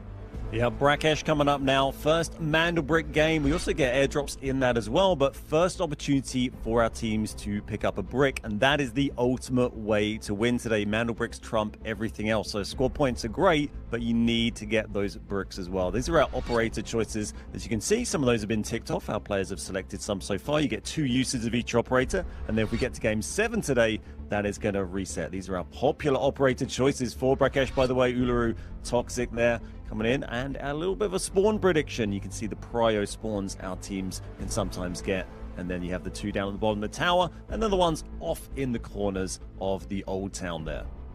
Yeah, fun notes to talk about here, of course, is that tier 1 spawns are to be closest to the Mandelbrick. The Mandelbrick spawns in Brakkesh in Museum, dead center of the map. Want to make sure you're playing for that, especially because they're a decoding station. Folks, we got another giveaway for you as per the usual. Here we go. Redeemable code about to appear on screen for the SR3M Combat Ready skin. When it pops up, type it in as fast as you can. Bang, there it is. Go redeem it in-game or at the official website for the SR3M Combat Ready skin. Limited redemptions as per the usual. Only 25 of you can redeem this and get this skin. It's exclusive. Type it in quickly and get your typing fingers ready a little bit later in this competition, where we may have some more giveaways for you. There it is on screen. Redeem in-game or at the official website. Time for Brakkesh, though. Key notes about Brakkesh that maybe have changed since the last time you watched. Yes, there is a Mandelbrick on Brakkesh. Yes, it spawns at Museum. There's a decoding station right at Museum as well, but there's also an airdrop that will drop that or that M82. So we may have lost an in Zero Dam, but this time the team could earn it on and even use it on this map to try to secure this brick. This is Team AGARTHA and MBO here. These are our 2 prio spawns near the museum, near the Mandelbrick, so they're getting stuck in straight away as Cook has been set in fire. Quite well placed there. And we see Uveliage actually dropped by Jen. Is that maybe down by the tower? Different fight going on. Yeah, it is tower. I thought that'd be the other early fight. So yeah, kicking off here. They might try and push that. I think they're going to get the res, but they will be on the back foot. And Jen, no kills last game. They probably looking to add on to that a little bit this game. Yeah, T1 spawns here, like you had mentioned, really important for MBO and AGARTHA. Quick look at our operator choices. I think a big call out right now for those that know ball is Tempest being utilized in round 2 by 2 teams. This is not unheard of. It just doesn't happen all that often. Genius and NBA both electing to play Tempest here, which means both of these 2 teams are going to be playing for the brick. You will see both of these teams around this mana brick trying to play for Decode. It would be a waste of Tempest if you're not going for the brick. With that in mind, you can see them on your screen now. Look at where Genius is rotated all the way to. Didn't Ben just talk about how they were down in the Tower of Babel? Yeah, they got a knock in Tower of Babel, and they sprinted this direction. Sometimes these operator comps can tell the story. Genius here to play for the brick. I can't believe they got here so quickly from where they were. Is impressive movement from Jen. You blink and you'll miss it. They've got themselves teed up right next to the building. No one's grabbed the brick yet. It is just sitting out the front of the museum still. It can be a tricky one to pick up. We've certainly seen some games where it's sat here for quite some time in a bit of a stalemate with no one being able to grab it. There's so many different angles that people can watch, that people can hit util. And yeah, you really have to kind of often see teams maybe in that situation waiting for the other teams to get a little distracted fighting each other, and then someone just sneakily dives in and grabs it. But yeah, just sitting there for the moment, plenty of time on the clock as a few of our teams are congregating around. That's MBO just down in the basement there, underneath the brick, just biding their time. And the other team that had gotten knocked earlier on the Tower of Babel was MBA, Mandelbrick Addiction, who is also running a Tempest. I'd expect to see them rotate up this direction at some point. Maybe, okay, well, Production's right on it. They got us. They've already left Tower of Babel. They're moving this way as well, but they're taking their time. With the brick not grabbed, no timer activated, and everybody knows it's not in a decoding station either. There's not really a rush, and I think they're feeling a bit of that presence that Genius left behind, getting shot unaware and losing one earlier. So gonna take their time when there doesn't feel like there's any rush. First airdrop should be preparing here in the next 20 seconds to begin to drop. That's the Omni, the M82, an important one to see where it lands. FPOVs on the north side of Grand Hammam, just outside of the market. Sometimes these teams will play for a decoding station rather than the brick and hope that whoever grabs the brick goes their direction. Nice angle, though. AGARTHA very patient and punishes Genius for making the first move. Footsteps galore. Genius going to use Tempest. That ult so valuable to grab the brick and get out of dodge, but they've lost a player in transition, and I don't think they're going to get this player back anytime soon. If they can smoke this, they can maybe carry the body to safety. And then Triple Blaster, I don't think it's landing in the window. A misplay allows for Genius to get the res, and AGARTHA, you can't leave through this window. I don't know that you can make this push. Yeah, a bit sloppy there from AGARTHA. As a nice little jump pickup, as you see, used quite often from Chins there, grabbing Hannah, pulling backwards. A little jump pickup backwards is not something you see so often. They are going to get some Yuto in here and try and push this. It's just Chins in here at the moment. Kilo is actually off to a separate position at the moment. So this is the Mandelbrick completely isolated, and AGARTHA are picking in, but they've dropped Nas. They've lost Nas, so it is a 2v1 here at the moment. Yeah, this is a very interesting position for Genius to be in, and he feels the pressure, and he's going to retell this like a psychopath. It doesn't go down, but there's the pinch. Genius, Chin's able to trade one out, and AGARTHA down to a solo who's literally 1 HP in a dream. An engagement between two teams turns into 2 solos, and Chin's maybe in a bit of trouble. AGARTHA, how are you still alive? A trading of blows, but we swing over to FPOV, who's living up to their namesake. They're prone down on the ground while AGARTHA tries to figure out what to do. The Mandelbrick has been left at the top of this building, and Mandelbrick Addiction are going to come in and potentially just snag this brick with the Tempest ult and leave.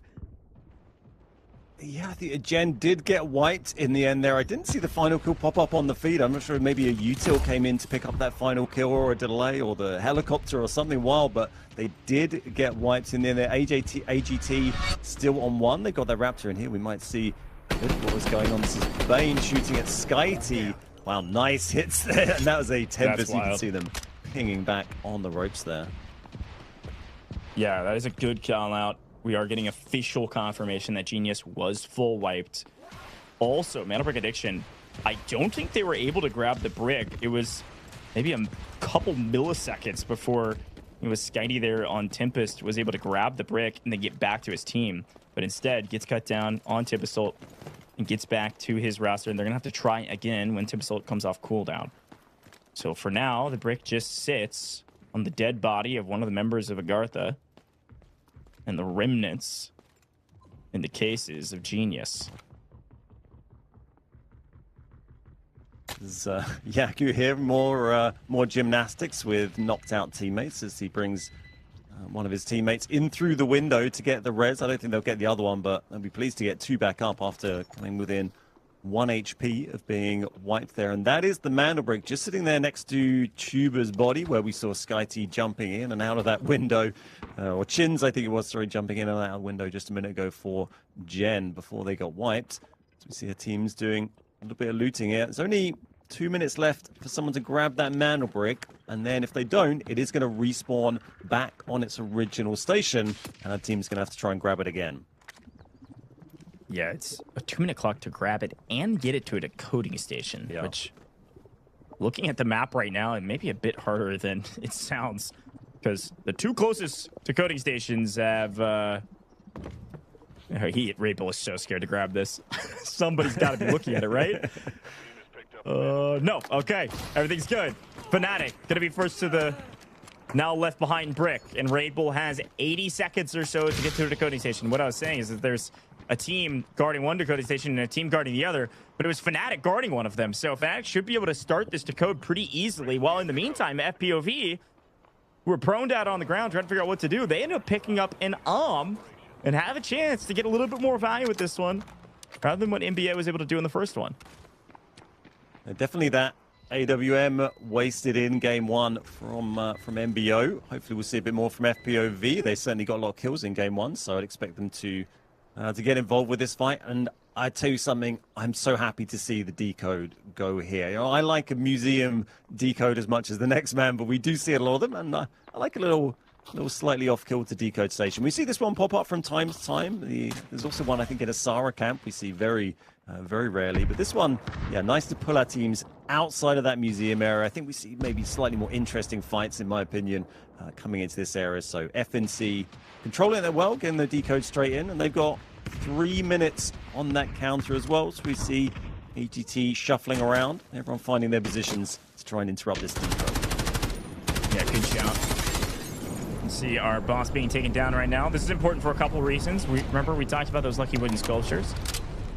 We can get them from the boss drop here. So another way for NBA to try to gain some advantages while they're not fighting around the Mandelbrick. Again, they do have a Tempest, so I would be blown away if they don't go maybe grab this loot and then go sprinting towards the decoding station and play for this brick. Fnatic are mostly free for now. And I'm right there with you, Ben. I really like this Western decoding station. I actually like it for the teams that's able to put it... Like, Fnatic's play right now in Fnatic's position is a really strong one. Your back is basically covered. You need to be looking back towards Museum. The danger with this decoding station is if you've got teams pinching you from north and south, you can kind of cover the east to west push. But if two teams both pinch you at the same time from north to south, that's where you get in deep trouble. But because this was so late in the decode, most teams have kind of cycled into mid-map. I think Fnatic are actually in a really good position. Yeah, 2 minutes on the timer does go pretty quickly. And we've seen a few games over the last few weeks where, you know, maybe with the exception of last weekend, where Mandelbricks would, you know, maybe not be pushed as much as you'd expecting. Teams are so nervous of that third party. The third party is so strong, and everyone would just leave it a little bit too late as the AWM nearly lines up a shot here. Yeah, sometimes teams just leaving it a little late on the Mandelbrick. Last weekend, though, everyone went crazy and was pushing like mad. So I'm hoping we see a little bit of that today. I don't want to see anyone getting a free brick. And FPOV, with that AWM and that angle, they're in a good position to open this up, to open up this firing. But they need to find that head to click on first. 70 seconds on the clock. Somebody's got to make a move for the brick, and right now, Fnatic have a chance to get their first brick at all in the group stages. Could be right now. A big moment. Remember, Fnatic was tied for last, tied to potentially not even make it to the final week, and now they're about to top the leaderboards today with their very first brick ever. But a Mandelbrick addiction are finally showing up. I told you these guys were going to play for the brick. It's in their name. But they're running Tempest as well. You're going to see Skydie trying to make a play here. Tempest ult certainly off cooldown. But we are running out of daylight, and they would much prefer to have a team pinching on the north side at the same time so that this engagement is a little bit easier for them. FPOV doing exactly that. 20 seconds on the clock. Is it too late or just in the nick of time? Let's see.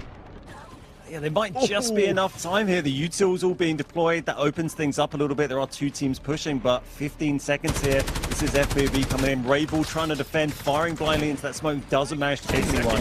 And is exposed. Yeah, limited time here. That's going to probably go 5 seconds for someone to grab it. Oh, no! I think FNC, I think they got 1 second. They got it. They got it. They got it. Oh my God. Huge engagement in our hand. Utter chaos between two teams, but Fnatic get the brick amidst the chaos. NBA felt the presence of Fnatic. They felt the presence of the rest of the teams. NBA thinking that, hey, the only chance for us to steal, as we listen in, was to wipe Fnatic. And Fnatic with a couple words of agreement that, hey, we did what we needed to do. We got the brick. And they were able to just stay alive long enough as the rest of the team show up just too late. What's so interesting about that engagement there, Ben, was Skydie actually went in on Tempest ult and gets cut down immediately, which thwarted NBA from really being able to make a huge push to go for a steal. So then they just tried to steamroll through and just wipe the rest of Fnatic. But we saw that the third member of Fnatic was down on the brick, just proned out, just trying to stay alive, doing everything they needed to get the brick just in the nick of time, and then dies right after. For those that don't know, if you wipe a team that's decoding the brick, regardless of where the timer's at, it could be on 1 second, it pauses the timer. So it was the only option for these rosters, and they couldn't figure it out in time. What an engagement.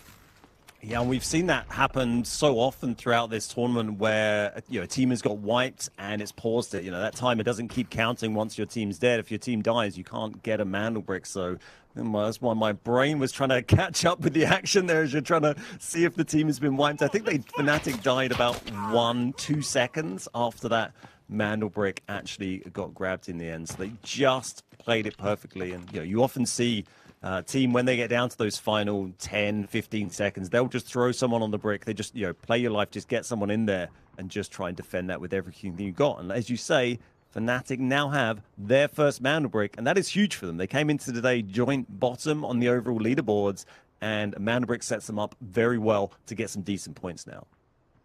Yeah, that's a really good shout. I think most oftentimes, if you get a Mandelbrick at all, you'll be likely top 3 in the match, but not always the case. I've seen a couple of EMEA matches where there's a lot of folks getting Mandelbricks. So it'll come down to the squad points, which of course, and I don't have a ton of, but NBA still in a bit of trouble, catching some black from the long angle here from FPOV. Although trying to hold it, but Mandelbrick Addiction are down to a duo. And a res not really in the cards for them as of current. They're feeling too much pressure about it. Extraction possible for some of these teams, but again, they want to find value on the map. Fnatic, the only team thus far to find true, real value. MBO up to 5.2 million, maybe the only other roster that could join the ranks of that, but MBO get caught in transition by AGARTHA.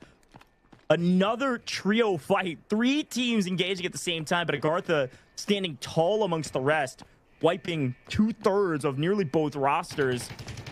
FPOV down to a solo, NBA down to a solo, and now MBO are feeling the pressure and feeling like they can cause a bit more, but AGARTHA strike down them as well. AGARTHA just killing everybody right now.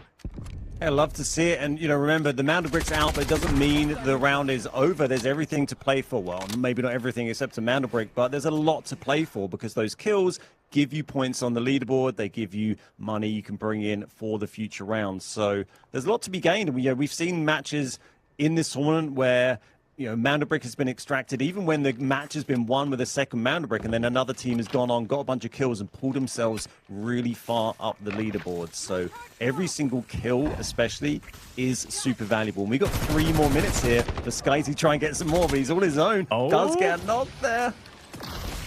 He's got to get the finish. Picking up this kill could be huge, but I don't think he's going to get it. That is a trade happening as we trade POVs. Got one knock, doesn't get the full, which means the MBO down to a solo. AGARTHA still on a duo, but FLOORPOV back up to a trio. And they may just be going for the extract. Trying to get out of this map as a full team of 3 is a huge value add if they have some decent value thus far, which it looks like they have some at the very least. MBO, Matthias trying to figure out, do I want to stay in this engagement and try to play in what could be a 1v2 in the last 2 minutes? Or do I do something else? One player going to leave out through the north with a majority of their value. FLOORPOV likely leaving. I think I saw it there in the inventory. Will leave the map. Yeah. FLOORPOV looted it. They tried to use it, but they still got a couple more shots. They're going to use it for some future rounds. The other two going to stay on the map here, Ben. Try to figure out what they can find in the last 80 to 90 seconds or so.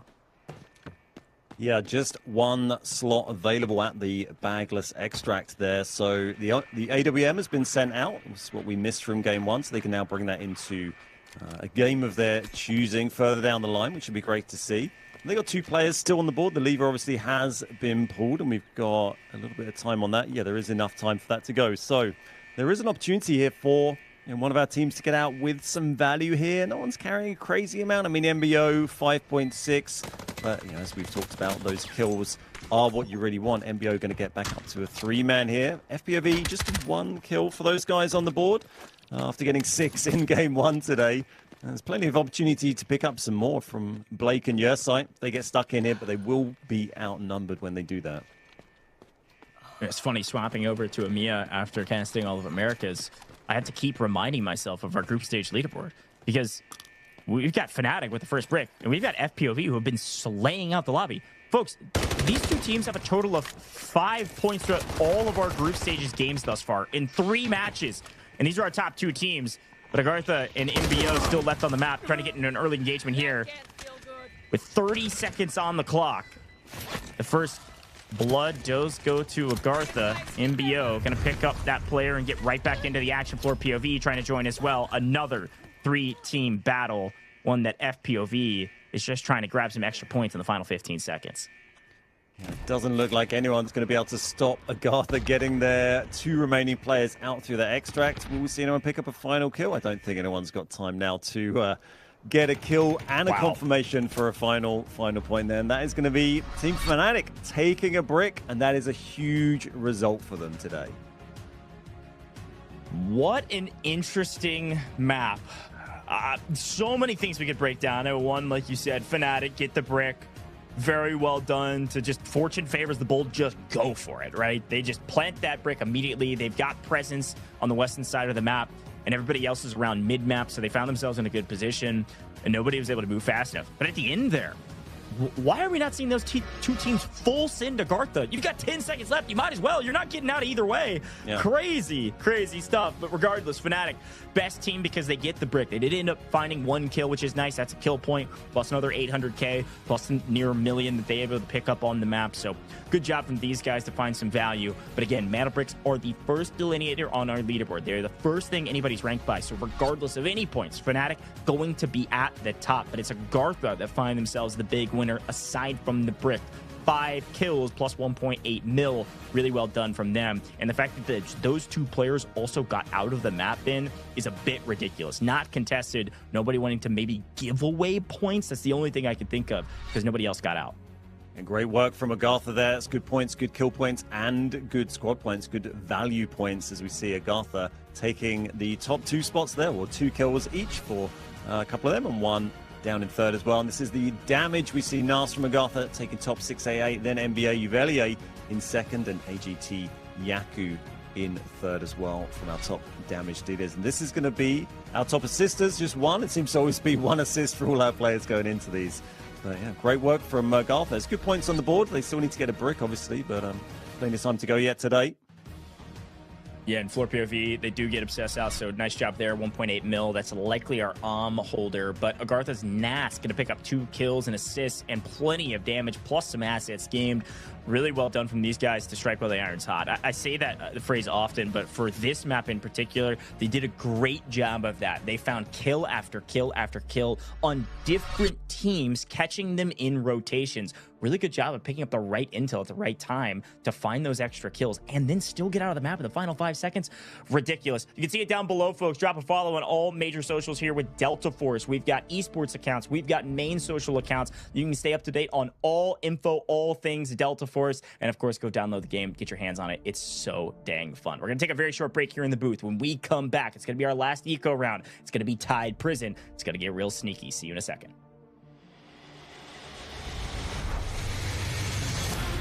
Members, now the odds are in their favor, 2v1. Everything getting stand away, and MT getting a little... So hang on a second, NL! Look at that! It's an absolute sweat!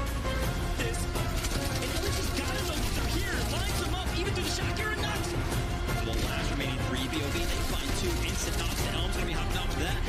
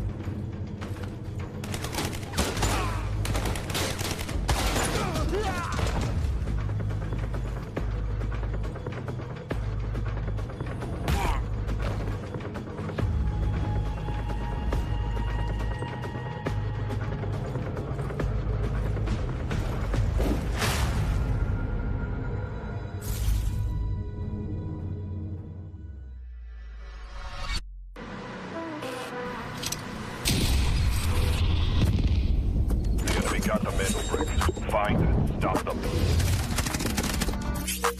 Mandelbrick decoded. Nice work, operator. The time to strike is now. Do not let me down, operator. Decoding has begun. Defend the area.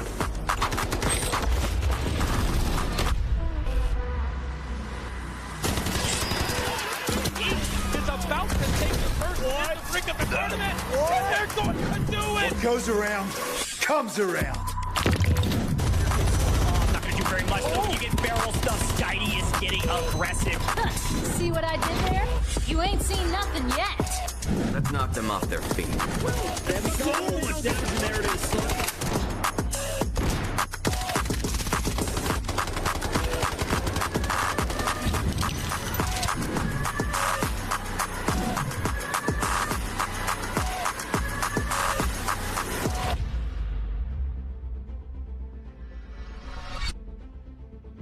Welcome back, Delta Force Rise Series Day 1 of Week 3 here in EMEA, and we just wrapped up Game 2 Brakkesh and Fnatic. A bit of a free brick. Now, if you watch the replay back, you're like, a free one? Well, yeah. Yeah, there were a lot of fighting, and yeah, they died right after, but nobody contested it. Nobody stealed it, and the teams that did contest it finally at the end were just too late. And so we see Fnatic at the top of our leaderboard because they've got a brick, even though they're way down there in the squad points category. FLOORPOV is still maintaining second place, though, after another nice slaying out map. Yeah, and we've seen a lot of this throughout the event where teams have been getting a lot of kills but not securing bricks, and hopefully we're not going to see that again from FPOV. They got a lot of kills, they need to add a brick to that like we've seen Team Fnatic do. But we're going to jump over to Tide Prison for game number 3. This is always an interesting one for operator picks. We've seen a few double Nox picks. I wouldn't be surprised to see that come in again. And probably no one going to commit any of their top tier operators that they're going to want to use for Mandelbrick. You're not going to see Tempest being played on this, but you'll see people taking operators often because they need to use smoke. Actually, no smoke on team. This is the Hackclaw double Nox. We've seen this used a few times so far, but yeah, oftentimes when people are picking teams, they're thinking of who's got smoke, who's got aggressive utility, who's got the ropes, obviously, when you're trying to get Mandelbricks. All things players keep in mind when they're choosing those comps. And it's always different between, the eco rounds and the brick rounds, of course. Yeah, definitely worth mentioning. I want to bring it up here to Tide Prison and spawns, folks. For those that don't know our spawns, the way we predict these, the only rule of spawns is that you can't get T1 spawns back to back. Those are the red tier 1 spawns. And so it's actually nice to get a tier 1 spawn on Brakkesh because it means you won't get a tier 1 spawn on Tide Prison, which means you could get a tier 1 spawn on Space City. I know it's a bit confusing, but if you get a tier 1 spawn on Tide Prison, yeah, you've got a nice position on the map. But it means you won't have tier 1 spawn going into our next Mandelbrick round, which is arguably much more important. So something to keep your eyes out for going into this one. But Tide Prison, there are some important things on the map, let alone that you need to just go wipe the lobby and hopefully get some kills so you can get your money up as well as your points. The other thing to bring up is our GTI supply mission. That's how you're going to get your high caliber weapons or your M82. You get some red gear hopefully as well. But in general, you're going to see teams go and play around those missions. There is a second airdrop, which will have those reds and golds that we've seen, some of just the casual loot, fossils or otherwise. And so those are kind of two of the main fights. And then, of course, the other fight that always happens is going to be around some of these extraction points. Tide Prison is a map you do want to get out of if you're not slaying out the lobby, especially if you can protect some really high-value loot like that high-caliber weapon. So fun things to talk about, but usually this map will play fairly slow. Creepy crawly, sneak around corners, Noxels. You all know the drill. So be prepared to lock in and cast what feels like a bit of a documentary until the final 5 minutes where all hell's going to break loose. Well, I'm hoping that we maybe see, some of our teams come out a little bit more aggressive than they might normally now, especially those teams that don't have a brick so far, which is most of them. Team Genius got knocked or wiped pretty early in that last game. Didn't manage to pick up kills in game 1, didn't pick up too many in game 2, so they're going to have it in their mind that some of the matches in this event so far have gone the distance and just been a draw with one brick, and then after that, then it goes to squad points, and a lot of that's dictated by kill points, so they need to start picking up some points on that board. There's a lot of Mandelbrick still to go today, of course, but you don't want to drop too far behind on that squad point leaderboard, because if you get a tiebreaker, then you're going to be way down behind everyone else. Yeah. It's super important. Here we go. Round 3, folks. Lock in. Let's see what these teams are able to do. Quick look at the spawns. Could see an early engagement on the northwestern side of the map. NBA sprinting down through the south side of the map, trying to get some intel, figure out where everybody's at. Genius. Southeast. Potentially going to be engaging here with FPOV around the mission. On the south side, Wardens. And then over in the northeast, it looks like NBO going to take things nice and slow and not engage with anybody yet. But AGARTHA on main here. Upper, middle, north side of the map. Looking just for a bit of intel and hopefully a bit of loot. Double Uluru for NBA there is a little surprising as we see our team's loadouts they're bringing in. Not huge surprises there. Lots of purple. Keep in mind, sometimes these might look a bit strange because a player might bring in something for another teammate. If they have individual money, you don't sort of share the money between the team, right? So they might bring in a vest or bring in a gun or bring in ammo if one of your teammates has been, the money maker so far. So always worth keeping in mind. Also, some of these players are going to be carrying spare vests, stuff like that. It's been really interesting watching some of these players scrim recently, and just seeing how they do it behind the scenes has been very enlightening to watch. Yeah, and FPOV and Genius, as expected, are the first bang-out fight. And Genius caught the better of FPOV, who maybe rotated a bit too fast for their britches, but we'll see what they're able to do now in a 2v3. Potentially just throwing some smokes and some Gizmo util, some Hat Claw util to try to get the body, but a responsive util means FPOV gonna have to back off. They're feeling a lot of pressure and would love to get their third up, but it doesn't feel like it's in the cards.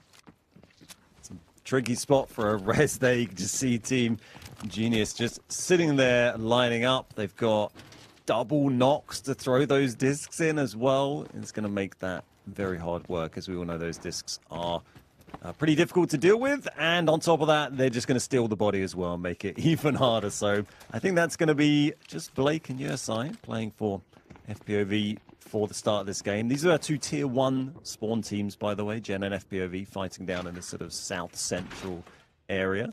As there are other teams that just roaming around their map, taking their time, as you might expect. We've got a little bit of time, couple of minutes till, 4 minutes actually, till the first airdrop. So it'll be interesting to see if someone tries to make a play for that one. Definitely possible. Your drop will be a little bit later. GTI supply mission will open up here in about 2 minutes. That's an important one. You see that over by Wardens. That's going to be where Genius is. Otherwise, it looks like AGARTHA's got some intel that MBO is in the area. So could see Nast here, who's kind of been a difference maker for this roster, not only today, but just in general in group stages. Big standout individual performer. Playing the support role of Toxic, but certainly has the gunny. Not feeling like he has the gunny enough to take down a full team of 3 storming down the stairs, if that's what it is. So backs up to play it safe. Util comes out. As per the usual, Thai Prison, got to take some of these engagements slow. CQB fights, playing around stairwells, very difficult if you don't have the advantage in the engagement. And I would argue AGARTHA certainly does not. Both teams know each other are there, and one team's got the high ground. It's easier to shoot down than up. But we'll see what happens. No trap to be set now. They know they're there, but it's a pretty aggressive lineup, pretty aggressive roster from AGT there with the Toxic, the Gizmo, and the Nox. There is a lot of stuff to throw at the enemy there if you get them in the right situation. Not going in with the traditional recon setup. Not that you see a ton of recon. We do have a couple of Raptors being brought out, or 3 Raptors and a couple of Hat Claws in there. AGT not worrying about that one, as we can see FPOV there. I think it was Obsessed that we saw drop early. They have now bled out. They got the little cross over on the left. That means they are out. They're not going to be playing until the next round. Here we are with Groff, the Warden, just hanging out in his office, waiting till that mission becomes available. Got a little bit of time on that still. Keep an eye on Kilo here with the AS Val. A lot of Vals being run. It's a great gun at this kind of range. Close engagements in prison. Yeah, definitely the meta weapon for prison.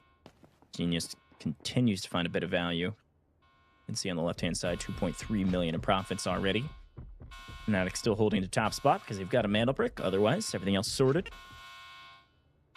In this map alone, we're going to open some safes here. See if we can get some good pulls while the mission is available. Genius will almost assuredly grab that in just a moment. And we're going to loot up and see what we can find across the board for all of our teams. Again, this is an eco round. We want to get our economy up. Kills is one way to do it. Supply points another. For those that missed at the top of the show, supply points plus kill points are your squad points. That's going to be technically the tiebreaker if you are tied in Mandelbrick. So everything's sorted by Mandelbrick first, then squad points. The supply points portion of squad points is for every 2 million asset value that you've got in your stash, including your Technic Alloy. It's how that is calculated. So I do want to bring back up that, yes, eco rounds are important, but these kills that may happen in just a moment between FPOV and Fnatic, they're a kill point plus 800k. A ton of value. Maybe 3-team fight with NBA in the area as well. You see those reds pop up, and you might get excited seeing the red DVD or disc pop up. Experimental data worth a couple of 100k, but 4 of those, 1 kill is worth 4 of those. So kills very much our team's priority. As we see the Raptors having a little scout out for NBA here. They see the lasers that our teams have to try and avoid, or they're going to take a bunch of damage going through there. That's Uvelier, SkyT, and Bordeaux from our team there. This is DJing over on SSC, FNC. One of our many Noxes we've got on side here, just moving around, but still, no serious engagement since that early one between FPOV and Gen so far as we approach minute 10, and that's when we're going to see our airdrop in about 40 seconds time.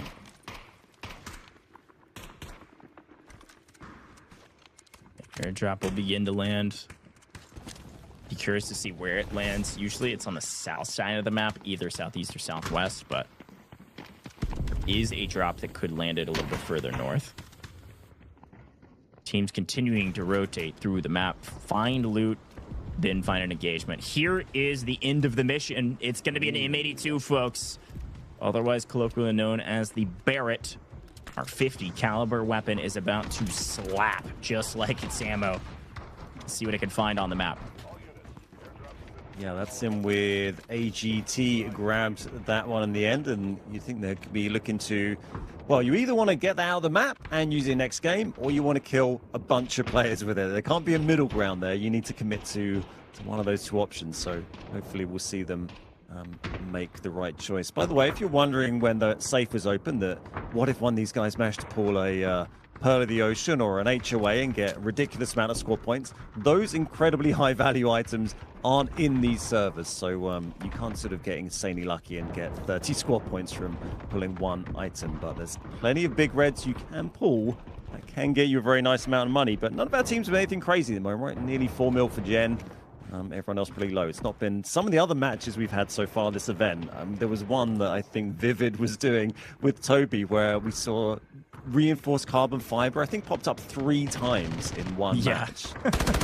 Uh-oh, big engagement here. NBA finally finding some value on the map. Slowly creeping and crawling around this map means that they sneakily pick up Yaku there from AGARTHA, who just picked up the team M82. Again, I was a bit surprised to not see Genius pick up the mission and then pick up the M82, but it's actually AGARTHA that was able to sneak in and grab that, so nice job from them to prioritize that mission, prioritize getting some value on the map.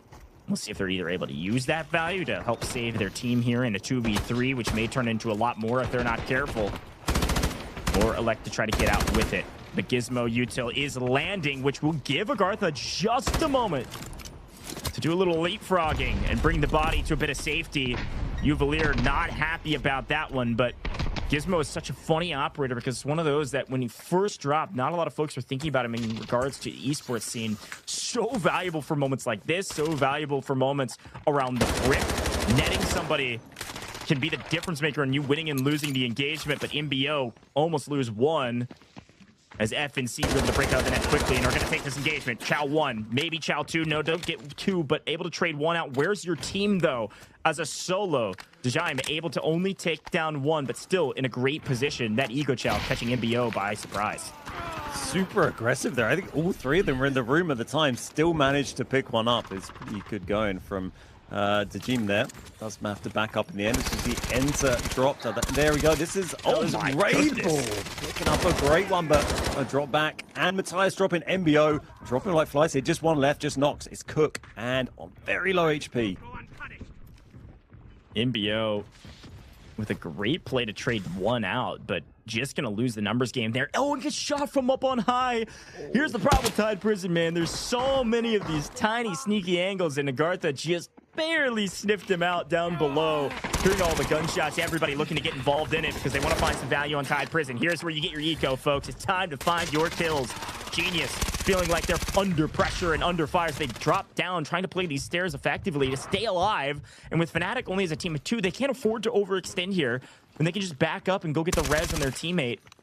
Or can they? Kilo read this, immediately rotates around the backside, trying to prevent this res. And Fnatic's still in deep trouble. Such a tough place to fight here. There's so many levels, so many angles, these tiny little rooms. You often see our players sitting in and holding those angles. So it does look like Gen have managed to block that res. They blocked that body and looting away. But good initial defense there from Fnatic when they got pushed by Gen. They got good util onto them, dropped their health, pushed away the first push, but the second reposition from Gen as they came up near the body there just kind of blocked that one off as we join them. Still 3 up, just the 1 kill on the board for Gen as we see our airdrop. This is one that's just sitting over on the west side outside. Looks like it's going to be FPOV. Going to get access to that. They're just going to go up the zip here and move around and grab that pretty uncontested. Pretty much the only team on this side of the map, actually. Yeah, that's exactly right. And again, this airdrop is going to yield hopefully some nice loot. Let's see. FPOV alone as a duo after they lost 1. See what they can find. Some tequila, not too much. Some champagne, a lot of alcohol this time around.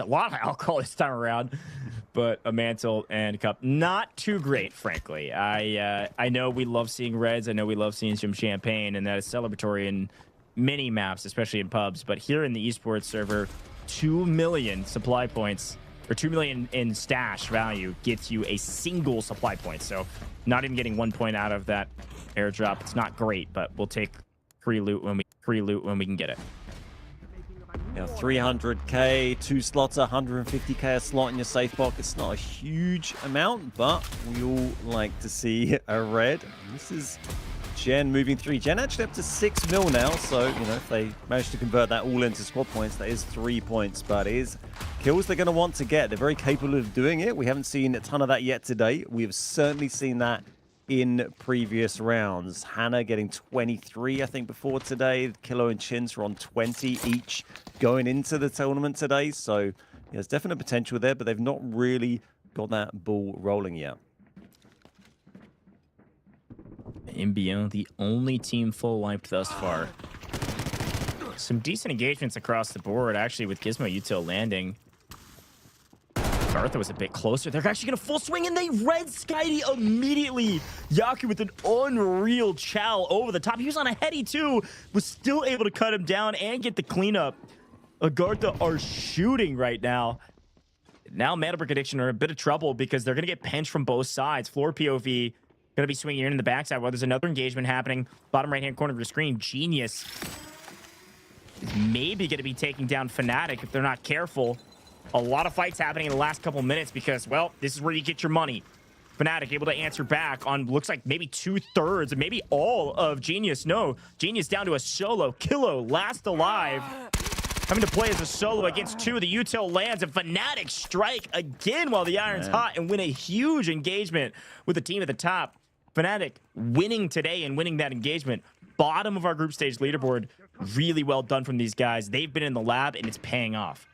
Great to see them getting it together. They've been fragging the whole tournament, but not getting the bricks. Now they got the brick and getting the wipe on Gen there, and I think they had some kills before that as well. So this is going to be a really useful round for Fnatic. You know, the next team to get a brick in one of our later rounds is only going to put them equal with Fnatic, and if Fnatic have the bonus squad points on top of that from these kills and from that value, that will put them ahead of them. So yeah, great work from Fnatic there. Just with 2 players still as well. AGARTHA with 3. NBA probably don't have a chance of that revive. That was Skyty we saw knocked with that crazy shot just a minute ago. As we've only got 3 minutes left here. Not sure anyone's worrying too much about extracting right now.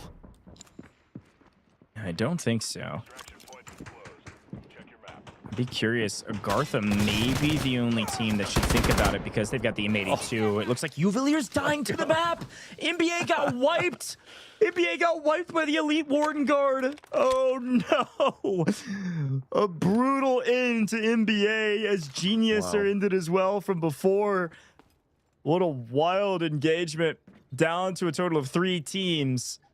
An FPOV, a duo. Fnatic, a duo. And it looks like Bane may be swimming down. Yeah, that's exactly right. Going to be swimming down to take the extract and get out of the map. So they'll probably be the only player extracting, as AGARTHA, yet again, being a team that's choosing, hey, we've got a high caliber weapon, but we want kills regardless. We are not going to spend the time to get out of the map. Bane will take this extraction, so they can't even take this free extract. So they're going to have to stay. And you better get some value out of that gun, or that is a lot of value wasted. You're not really seeing it be used so far, unless we've maybe missed a clip there. I wonder if it was with one of the players that's dropped. No, they do have all 3 players up, so yeah, it's definitely still in play. There's Yaku being dropped by DJM, so that is going to bring down to just 2 players now. 2v2. No, 2v2 coming in. They both jump round though, and that is the wipe there. Just AGARTHA and FPOV now left on this map. We got 90 seconds left. Here's FLOORPOV Blake trying to find their first kills of the game, but the smoke just in the way at the moment. They hear the reses. They just can't see them. They don't know that they were just around the corner. Now it's a bit of intel. They're going to zip over and look for the cleanup. But in going for the cleanup, they're dying. What a mistake. What do you think was going to happen?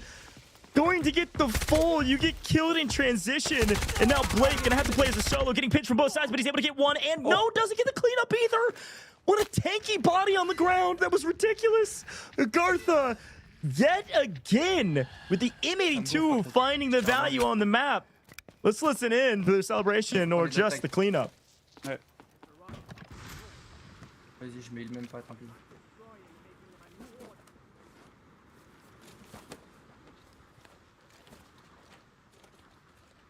Si on prend le doctac de Yaku. Je pense que ça marche pas. Attends, je crois que je vais les prendre studio. Et attends, tu l'as tué où le mec?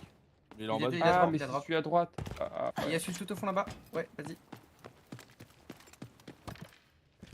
Wow, great play from AGARTHA in there. Twice FPOV went for the flushes there to try and get the kills confirmed. Just desperate to grab those points. The first one, bit of a mistake there, ended up taking the knock. And then the last one, so close to getting it, but a great little save from AGT. That gives them 6 kills, I think, for this round, which is huge points. They're lacking a Mandelbrick, but great result in the end there for AGT. It shows the value of, you know, trying to get those last kills. Always keep fighting, always keep trying to get those kills, and you might find yourself with a bunch of points. 2 little points they got right at the end there.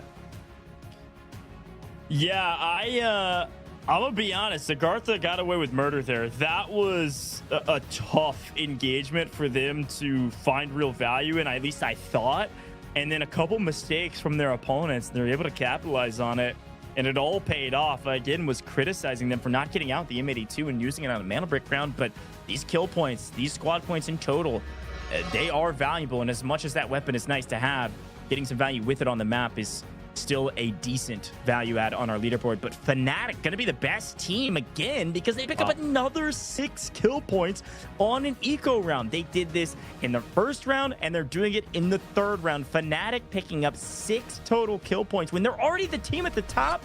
My goodness, what a win for these guys when they desperately needed it. They're gonna be in a great position on our leaderboard. Yes, with the brick, but also with squad points now. Very strong there. 2 teams getting 6 kills. AGARTHA and Fnatic basically controlling that whole lobby in terms of kills. That's big points for both of them, but especially important for Fnatic as we see Tajim here with 4 kills taking top of the leaderboard, but an impressive 2 from Tuber on AGT and Yaku for AGT there. Not surprising to see DJ up here. Nearly double the damage of 2nd place for DJ from FNC, and then Tuber and Bane, FNC and AGT making up 2nd and 3rd there. Yeah, and then we can take a look at the assists coming in for, yes, Fnatic's Bane, but also Nasp and Jame, by the way, is how that's pronounced. I've been seeing it in the chat. They've been helping me out. Jame. Y'all can tell me if I got it right this time, all right? Listen, some of these are difficult, so I appreciate chat helping us out. But Bane also finding some nice assets from Fnatic. That's 2 million in total. Boldo still able to put up 1.1 for NBA in the safe box. So overall, great job from some of these gentlemen for just getting some assets on the map. But it's going to be Bane with 2 kills, 3 assists, plenty of damage, and 2 million assets. Makes a ton of sense to me. Yeah, 100%, and just an all-round great performance from FNC there. It's been great to see they've been doing well today, and that's going to set them up nicely as we go into Game 4. We're going to be jumping over to Space City as we begin our Mandelbrick Chaos. A few games coming up. They're all going to have Mandelbricks, and they probably all going to be on Space. Depends if we go to Game 7. You can end up on a different map for that final match. That's exactly right, folks. You can see it down below. Drop a follow on all major socials here with Delta Force. We've got Delta Force Esports accounts and, of course, the traditional accounts, which will get you all the things that you need to know about, yes, seasonal updates, but also the Delta Force Rise series. Also, if you're on our official Twitch channel, you can scroll down a little bit. Twitch panels down there, America's EMEA. Click one of those. You'll see schedule and everything you need to know with our official Delta Force Rise series website. We're going to head to a very short break, and like Ben said, it's going to be Space City till we're done or we get to map 7. Right around the corner, folks. Going to take a short break here in the booth.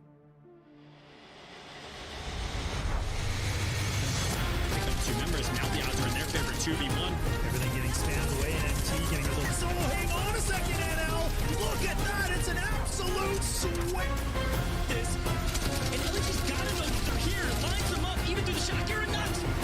The last remaining 3 BOB, they find 2 instant knocks. The Helm's going to be hopping off that.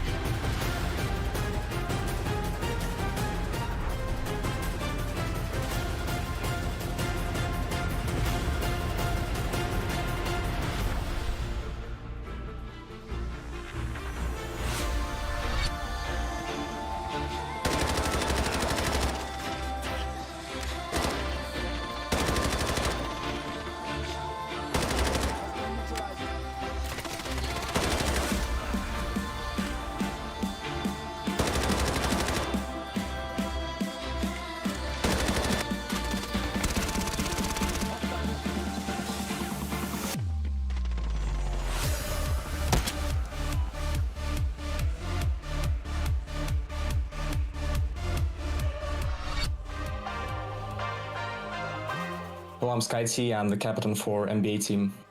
Yeah, I've seen some like early footages for Alpha or something like that, and I kind of like the gunplay, I kind of like the movement, the abilities, everything, so it was interesting, and I tried it right away when it was launched like in open beta or closed beta even, I don't remember. I'm playing with Juveler and Boulder. Juveler is more like a support, kinda. He's playing on smokes usually, and Boulder is playing mostly on operators with utility, and he's more like an anchor. He's defending Mandelbricks. He's trying to support me when I'm trying to kill. With his util, he's throwing like lure mollies to finish them off and stuff like that. I think over time we're pretty much tried to be more flexible. We started to try new stuff. We are not only strictly playing for Mandelbricks now, I think. We're trying to also learn how to play for points, try to be more flexible. But we still think that it's possible to force Mandelbricks, and I think it's the most important task. But if you try to combine both play styles and just like depends on situation in the game, play differently, I think it's perfect for us. And that's what we're trying to do and what we try to do over all this time. I think we're always trying to be on the same page, and we're trying to support each other. Like when we try to execute something in-game or outside of the game, we're always trying to do everything together, think about everything together, create some stuff together, and I think it's very important for this game because I think it's like very team-based. Yeah, we have some small tricks, some like different strats. Like I said before, we're kind of innovative with new stuff, so yeah, I'm excited to wait and see how it's gonna work against like good teams.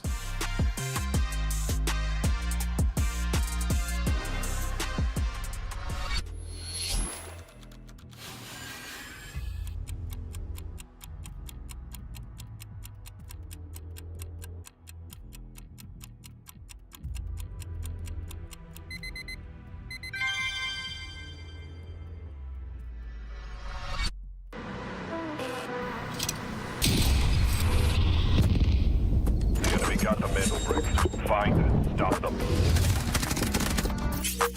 Mandelbricks decoded. Nice work, operator. The time to strike is now. Do not let me down, operator. Decoding has begun. Defend the area.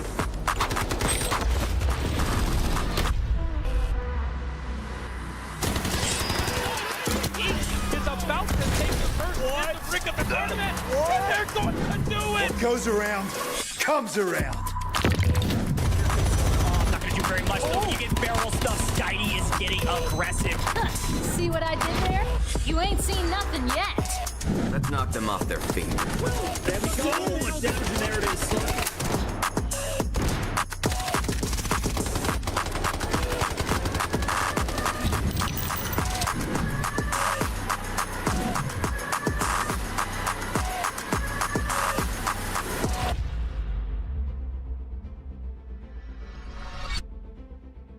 Welcome back, Delta Force Rise Series, day 1 of week 3 here with EMEA. Group C and D have frankly kicked off with a pretty big bang in the first 3 rounds. As we move to Space City, it's going to be Fnatic, who's at the bottom of our group stage leaderboard, has made their way to the top today. Fnatic set up well to do well in today's competition bin. They've got a Mandelbrick. They picked up a big last map. They find themselves with nearly the most squad points, only behind AGARTHA, but still top of the leaderboard because of the brick. Yeah, that brick's going to be huge for them, but just overall been a great display from Fnatic so far. AGARTHA also been strong, 20 squad points, the highest squad points, but they will need to get a brick to get ahead, or at least equal to Fnatic on that leaderboard. Quite tight between those teams there in squad points, but number 1 and Genius just a little bit behind there. But we have seen some huge swings, particularly on Space City. If you end up getting a brick and wiping the lobby, I'm not saying that's easy, but we have seen that happen. When it happens early enough for them to get a full extract, they can take out a huge amount of value, get yourself 5 or 6 kills, suddenly your squad points goes through the roof. And we've seen Team Genius do exactly that in previous events. Yeah, I totally agree. Genius being at the bottom of the leaderboard is a bit scary, but they are top of our group stage leaderboard. So they just have a decent day today. Like you said, they should find themselves still on top, and they could even still win this competition. You never know, but only 3 kills is wild. Now, I think for the rest of these rosters, it is cool to see, again, FLOORPOV having a pretty solid day as well. They find themselves in 3rd overall going into Space City. They've got 13 squad points, pretty decent on the leaderboard, technically winning that tiebreaker to maintain 3rd over 4th. But moving into Space City, like Ben said from before, it'll be Space City until we're done, unless we get to round 7 and the team in last place decides to choose Brakkesh. If they do choose Brakkesh, it'll be the same Brakkesh we played in round 2. It'll be an airdrop and a Mandelbrick, which is a fun little inclusion that you could find in the last map of the day, which is hilarious. But as we move to Space City, it's time to talk operators. This is where the rubber meets the road. The main column I want to point you to is Tempest, who has multiple Tempests left and who only has 1. We could end right here if Fnatic get this brick. But remember, EMEA and Genius, it looks like they've already used a Tempest. So with that in mind, they may not use a Tempest here in map 4. They may save it for a map 5 or a map 6, kind of gambling a little bit on seeing whether or not they think this is going to play a little bit longer. Because if they invest it here and don't get the brick, they're a little bit out of luck in these later rounds where things get more and more intense. But when we talk about the most popular operators, it's always Luna, Stinger, and Tempest because they just synergize so dang well, Ben.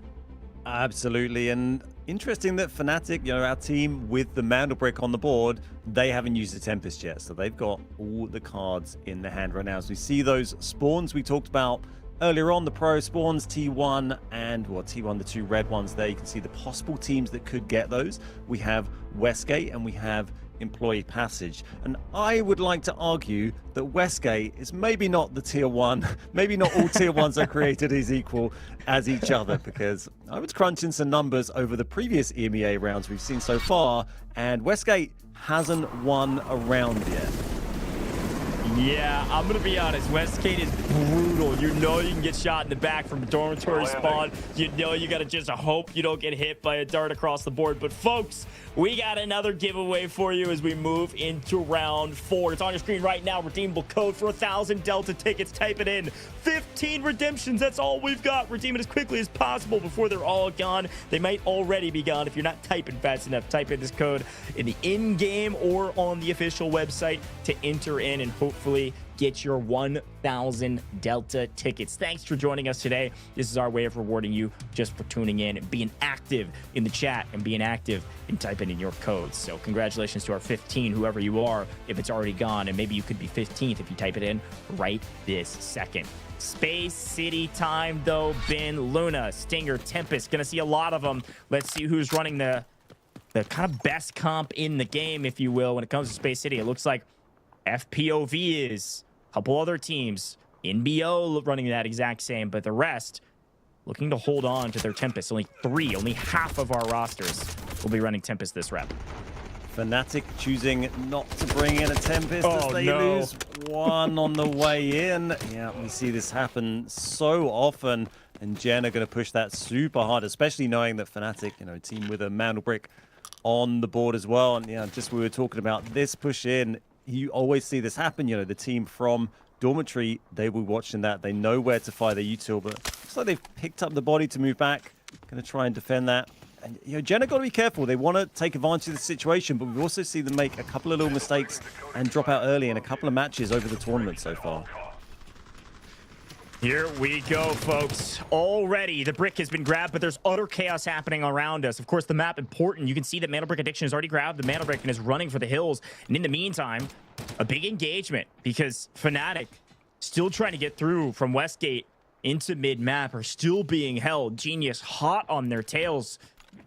And AGARTHA able to get their res. So nobody down a player yet, as both teams that have lost one have picked them up. But Fnatic, feeling the pressure, are running as far away as they can. So these engagements are so important because Fnatic's the team on max point. They're the team that can close it all out right now. But in the meantime, Mandelbrick Addiction, they've already started the decode. We're already on the map getting this Mandelbrick going, and these teams are fighting outside of the Mandelbrick spawn location, outside of the decoding station. This is great news for Mandelbrick Addiction. I'm not sure I've ever seen everything happen so suddenly and fast at the start of a Space City game, as we see another knock coming across on the half of AGT versus Fnatic there. They played well to get that revive after getting hit early by Gen as they're coming through Westgate. Well, they have lost another one here. This is AGARTHA coming in from the other angle here. They might find themselves pinched. No, Gen have moved away into buoyancy, so it is a fair fight here, but AGARTHA have the numbers. And as Gotaga was just saying, Team NBA, while all that was going on, they ran in the middle there. I think they had a quick engagement with AGARTHA, maybe picked a knock there, grabbed that brick, and they've got it straight on the decode station. And they actually came down from Central Command, which I think is one of the strongest spawns you can get. We often see teams get right onto that brick quickly with the Central Command spawn, move across the zips, get in the middle there. Yeah, they also take down a member of Genius as they're holding brick, so far, great things from Mandelbrick Addiction. As AGARTHA pushing up. Fnatic have read them immediately. Luckily, some bulletproof glass able to keep Raid Bull alive only by the hair on his chinny chin chin. 1 HP in a dream, but enough damage that AGARTHA are going to slow down and not sell. Hoping to push Fnatic and wipe all of them. Mandelbrick Addiction could have a crazy angle here. It's such a nasty angle. This isn't even their fight. They're defending the Mandelbrick, but always looking for opportunities. And I'm not sure Raid Bull will be super aware of that. Oh, no, he's going to take the shots on AGARTHA, and that is going to even up that fight, too. Actually, they've lost another one. So AGARTHA now down to 1. Suddenly, Fnatic have the numbers in that, but there's all sorts of other teams looking over and taking an interest. And this is going to be Yaku on low HP here, coming under a lot of pressure. I'm not sure he wants to stand up there. This is, again, best case scenario for Mandelbrick Addiction. They're all fighting off brick. So for the last 2.5 minutes, nobody's contested the brick at all. But here comes FPOV, thinking that they could slow roll up onto NBO, Timbersault or otherwise. Gets surprised, and maybe surprises NBO enough to where they don't feel like they can chow this. Yes, he's a solo. Front fragging, kind of playing aggressive for his team, but his team is there to back him up from these long angles. Now they're going to back up down ramp. Again, this is not the same side as the brick. Mandelbrick Addiction are going to get this brick for free if somebody doesn't change their mode of attack. I can't see this brick going to any other team right now. I mean, Gen are the nearest team, but they're down to 2 players. They do have a Tempest, but they're 2v3 on that brick. They did manage to just pick up the revive there. There's only 50 seconds left as we see AGARTHA. This is Yaku still fighting on their own. Actually gets one of FNC there, gets James. And down to a 1v1 in this situation, sort of, as they... that's Raid Bull trying to crawl around, get some intel there. That is Bane taken down in the end. So FNC out, Fnatic are out. It's not going to be their Mandelbrick. Only 30 seconds left in this, and teams just not there to contest. Gen are close, but it looks too late. Yeah, they're coming from the underground side, so I have to wrap all the way around. They're not going to have time. There's no way. Genius not even running Tempest, so, or is running a Tempest. Chins goes back. Pop the Tempest, will just kind of swing around the corner, but get cut down immediately. This is a freebie, folks. This is what happens when a team gets really aggressive about putting this Mandelbrick down really early. They get the brick off spawn, they get over to the decoding station immediately and immediately drop it. Everybody else is in engagements they can't get out of. They're stuck in the quagmire that is a true 3v3 or more around the other sides of the map. And if they run, they get shot in the back. So Mandelbrick Addiction get a free brick. Great job from them. They're going to be joining Fnatic at the top of the leaderboard. 12 minutes still on the clock after that Mandelbrick decode. That is wild. They got that decoded so fast. And NBA, we haven't really talked about them too much today. We saw, SkyT picking up some good kills earlier, but maybe have been, a little bit off the radar. But they came into this fifth, I think, fifth in the overall leaderboards at the start today. So grabbing a Mandelbrick, get themselves up there. They've got good squad points on the board now as well. That's going to play really well. They've got 4 kills as well also this game. That was the wipe on, they picked up on FNC, I guess. Yeah, they've got some heads popped there. Yeah, they kind of just had some nice long angles while they were protecting the bricks. So they were able to pick up a couple kills, which is super interesting. But, something else worth briefly shouting out.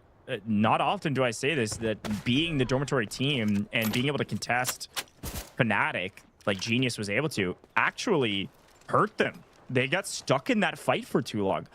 I mean, look at it. Genius has used, they used Tempest in Brakkesh. They're out of Tempest, and they did not use it to great effect. Here's an angle that Skydie was able to find from distance. As Bane frustrated about that one, not expecting somebody from ramp, even though they know that the Mandelbrick team is over here. They can see where the decoding station is. Just a nice angle from Skydie. Remarkably, we've still got full teams from 5 of our remaining teams. All 5 of our remaining teams. It's just Fnatic that have been wiped so far. 3 of those teams sitting there with Tempest, and they didn't even see the brick, let alone manage to get a hand on it and steal it or try and decode it. So kind of wasted Tempest there from FPOV, from Gen, like you were just saying, and from number 1 as well. As we see FPOV moving in, they haven't got any kills. They use their Tempest ult, because really kills is kind of what it's all about now for this final 10 minutes of Space City. Yeah, a flare in the air because they've knocked one member of NBA. An answer back on the ulting member of FPOV. Their Tempest will self-revive, and in the meantime, Boldo is trying to hold this cross, but they got that knock from distance onto Skydie. A little bit of a taste of his own medicine, so they feel like they can make a play here. Boldo going to try to back up and allow this team to get the res. And it looks like they're able to do just that. A thwarted push. A great job by Mandelbrick Addiction yet again to hold presence on the map and get their teammate back up so they're a full team of 3. Gen, during that, also losing a player. I think it was Hannah, and that is full wipe on them as well. So just 2 remaining for Genius. This is NBA now holding the step. This is the sort of metal ladder that goes up from where they did get that Mandelbrick decoded a little while ago. And, not often you see the Mandelbrick not only decoded, but the team decoding it. They came under so little pressure in there, and they've got all 3 still remaining. And probably haven't gone through too many of their repairs or vests and stuff like that either. So they're going to be ready to fight, trying to add some points on, creep themselves up that leaderboard. That leaderboard for them now is only really between them and Fnatic, because Mandelbrick is the main deciding factor. So they just got to make sure they add on as much as they can to help them in that battle with Fnatic.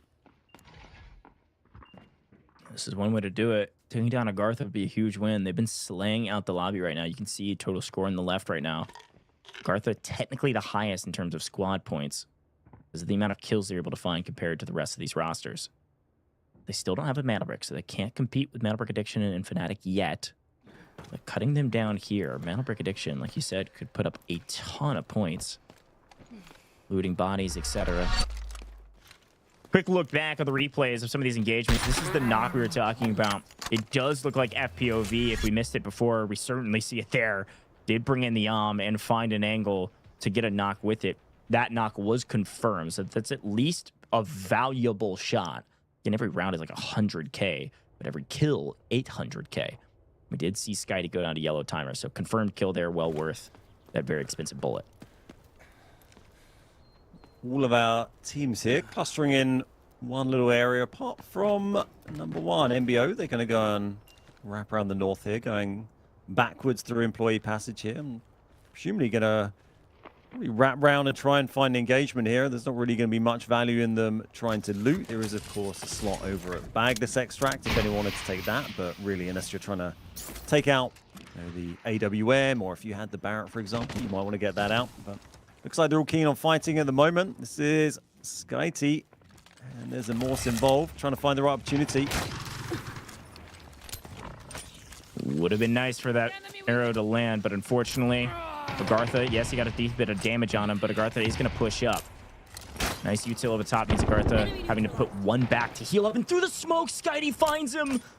A great arrow, I believe, gave him that intel. It's hard to tell sometimes because of our X-ray, but when they can see kind of what we can see with the X-ray of the Luna arrow, things look crazy. But Genius finally getting into the mix. They've been very slow to act today, but finding the backside of AGARTHA means Nast is going to be last alive for this trio who's been doing so well to slay out. Now hiding in the corner while these other two teams bang it out and see who gets the better of their opponents. NBA down the low side while Genius trying to come in from the outside. And it looks like a trading of blows that Skyty will actually win that engagement. So Genius down to a near solo now after all the fighting's ensuing, and FPOV is also joining the fight from the outside. Things are getting chaotic in the last 6 minutes. Skyty on 3 kills yet again. Skyty's having one decent day at the office so far. Rocket extraction initiated. I'm not sure I have seen that happen in the tournament so far. Number one are going to take launch. They've certainly triggered it and moving down that way. That is something we don't often see. Gen here, they got the revive on Chins. Was knocked by Skyty or by one of NBA just a minute ago. I think it was Skyty, and now they're back up to 2. Yeah, here's a quick look back on that replay. I was going to say, I think it's the Tempest. So Chins actually came in on Tempest ult to try to get in that engagement and then self-revive on the backside. So Genius back to a duo. AGARTHA trying to do whatever they can on the map, but unfortunately full wiped as a solo against 2 full teams of 3. One on your face and one on the backside of the fight. There's no way you're getting out of that one alive. So it's going to be NBA versus FLOORPOV. And Genius lurking in the shadows. Still technically number 1 in the area as well. It's utter chaos on the map. But these are very important kills, especially for a team like Mandelbrick Addiction, who's trying to win out a tiebreaker at the top of the leaderboard with Fnatic. Fnatic's nowhere to be seen. Here comes the push. Mandelbrick Addiction, barrel stuffing, Skyty yet again. Just like all of our replays and break content, Skyty goes huge, just barrel stuffing his opponents. I love it, but Genius still trying to strike while the iron's hot from the backside. Sneaks in and grabs Blake. They're trying, but they still haven't actually got a single confirmed kill yet. They need to get this one. That will at least get them 1 kill on the board. They've not been getting done what they would like to get done, but that is at least a point there finally for Chins. Obsess, the only one left for FPOV. They've got a couple of kills so far. And our team's starting to look a little thin on the ground there. MBO, by the way, they didn't take launch. They triggered it, but you'd probably be unsurprised here. They decided not to just go and chill and check out early and take the rocket, but they've moved back over to get involved. 2 full teams still left. Our Mandelbrick team, NBA, and our launch triggering team, MBO, with their Tempest, Stinger, and Luna as we look at Obsess here, moving around the outside. Kills are much more important than loot right now. Just amount of value that you can find on the map. Here's a look at the map feed to see where everybody's at. Obsess may try to leave map. Could go to test workshop to get out potentially. Well, Mandelbrick Addiction and MBO about to get into an engagement. Here's a look. MBO down below. Maybe triggering rocket to try to bait somebody out, but no bait there. NBA is just slaughtering their opponents. All go down. MBO. Oh, wow. Obliterated in an engagement. They don't even get a single trade. Mandelbrick Addiction are firing on all cylinders right now. That's 10 kills. 10 kills now for NBA this game. 5 for Skyty. That is absolutely huge. And yeah, we just got the solo of FPOV left. That was Obsess, I think, is probably going to go for bag. Let's take the test workshop extract now. I don't think, not a huge amount of value in that. I think it was Yersai who had the AWM or the Barrett, whichever big gun it was this game. earlier on. So unless they switch that somehow before the knock, then they're not going to get that out. But does it like he's going to go and take the extract. 2 left for Gen. They've just got 1 kill on the board versus NBA with their 10. So they might be looking to add maybe 2 more to that. Mandelbrick Addiction with a gigantic game. I don't think they're going to be able to get anybody out at this point, but may not need to. There's Obsess, Test Workshop. We'll see him leave in just a moment. Good job to protect a little bit of loot. I think Boldo is hoping he can get out of the Test Workshop, but he's, I think, going to be just too late. Genius going to make him think twice. But oh come on. Uvalier, you got to relax, my friend. Won't get the full on that one, but either way, NBA... Oh, maybe they will. They're going back for this fight. They want these kill points. They want extra money. This is a huge game for them, and they want it to be even bigger. They know they're not going to get out of the map, so might as well stay to try to wipe Genius. And Obsess is going to stick around. Rather than take the extract immediately, he's going to stick around and maybe try to play for a camp of this extraction and pick up the solo that could be NBA coming their way. But look, NBA's turned around as a full team of 3 to take this engagement. I just loved seeing the second on the minimap that you saw NBA pick up that knock. All 3 of them instantly spun around, started charging back this way. Yeah, two more kills they could try and get. They've got 1 minute and 20 to try and do it, as Obsess is still just weighing down by bag. Let's see if there's an opportunity for a kill. It's not going to come his way now. Everyone's fighting up in the core area. This is NBA just trying to find them. I think Chin, I mean, they're going to hold. They're not going to completely run away. Jen will be very happy. You know, Chin's and Kilo here to pick up any kills they can get. And sneaky position from Chin's here. Is Skyty going to fall for it? Getting util ready, I think. 48 seconds. Plenty of time for this engagement. Info is out. Recon arrow is landed. They know exactly where Chin's is at and immediately finds the angle over the top. Skyty is shooting nukes today. Wow. Down goes Genius. NBA pick up one of the biggest games I've ever seen. They nearly wiped the entire lobby and they get the brick. And the only player that will leave this lobby is Obsess. What a wild map for Mandelbrick Addiction. I think 12 kills. I think they've managed to pick up there. 6 for Skyty. Yeah, 12. I mean, there's only 15 enemy players in the lobby. Obviously, you can get points, you know, and someone can get revived after being fooled. But they're having a bit of fun with their recently acquired AWM. Wow, what a huge game from NBA there. I mean, unbelievable, folks. They got the Mandelbrick. Can I remind you of that? They also pick up 12 kills. 12 kill points. Just in Technic Alloy alone that they earned from the kills, that is another 9.6 million in assets going straight to the bank. That's another 4 supply points just from the kills alone, let alone what's in their safe boxes. And with the resupply that they get, holy cow, it's going to be at least another 5 supply points. That is a gigantic game for Mandelbrick Addiction. A huge boon for them to win out on some tiebreakers at the top of the leaderboard against Fnatic and set themselves up to, at the minimum, probably take second place if things go catastrophically wrong in the next couple rounds.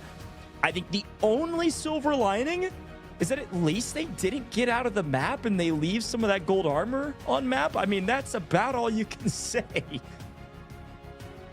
Just think of the, you know, they get so much money from those kills as well. Those kill points are banked on the leaderboard. You know, your squad points can go up or down, depends how much money you want to spend, what you want to reinvest. But those kill points, they're there, they don't disappear. So now they've got a lot of money they can play with as they go into these other games. And yeah, remember, they didn't even use a Tempest in that game to get the Mandelbrick. They just charged in there from Central Command, from a tier 2 spawn, or maybe a tier 1.5 spawn, and run in there, got that brick, got it on the decode, and uncontested. Our second uncontested brick of the day. I think it's a really good call out from you, because the exact opposite is true of Genius. Genius came in with their second Tempest. It was NBA and Genius that used their Tempest on Brakkesh round 2. And Genius elected to use their Tempest on round 4 as well. They weren't waiting for anybody. They kind of get stuck in this weird engagement with Fnatic around Westgate, which allows Mandelbrick Addiction to get the brick for free. Mandelbrick Addiction didn't use their Tempest, so they still have a Tempest in the next round that they can utilize, whereas Genius does not. There it is, officially over 3 1,000 damage, a Mandelbrick, 12 kill points, and 1.5 in assets gained, not including the assets they get, which is 9.6 million from the kills alone. This is an unbelievable map. These guys are special, and as I said before, this is one of the highest Kim teams on the map. But when you get a brick for free, your confidence goes sky high. The rest of the map nearly doesn't matter, so if you can make anything out of it, that's a great thing. And they made everything out of it. 12 kills is a ridiculous feat. The closest to them was AGARTHA with only 1 team wipe to their name, 3 total kills. AGARTHA still having sizable squad points at the end of this one, but EMEA will be at the top of every leaderboard that you can think of after a round like that. Absolutely no surprises there. Seeing that 6-3-3, another top kill for Skyty. 6 is absolutely huge for anyone to get in this kind of event. 1.5k damage individually from Skyty there. I mean, that's probably more than most of the other teams did combined, I should think, by a long shot. This is the assists as well. NBA picking up all of those, continuing their clean sweep. I mean, maybe someone has a chance of beating them in assets. Probably not, unless Obsessed managed to sneak out something nice through Bagless. I'll make it. And there we go. Hannah managed to just creep in the bottom there with 500k safe box. But, wow, dominant display from NBA. And unsurprisingly, a second MVP of the day, I think, for Skyty, grabbing 6. Huge game. Yeah, a gigantic game. And for those that know ball, you know that these guys have been playing together for a long time. I casted over them in person in Hangzhou over a year ago. Same team that made the international LAN. Wild stuff there. NBA finally showing what they're able to do here on main stage. They were a mid-pack team, and today they are the top dogs. Woo, all right. Well, we got to get some water as we go into the next Space City maps. Map 5 could be the last map of the day if Fnatic and NBA have anything to say about it, folks. You're not going to want to miss likely another banger map here in EMEA. We're going to take a short break here in the booth. It could be the last one. Don't miss it.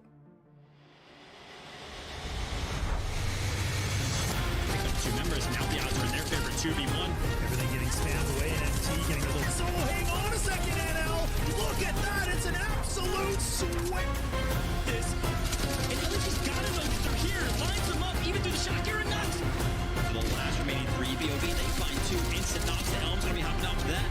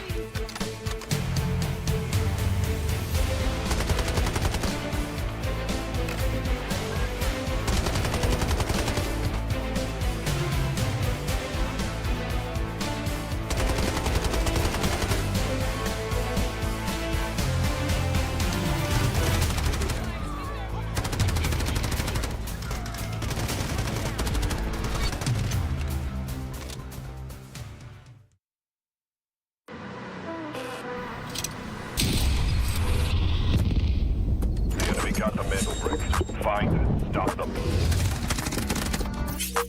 Mandelbrick decoded. Nice work, operator. The time to strike is now. Do not let me down, operator. Decoding has begun. Defend the area.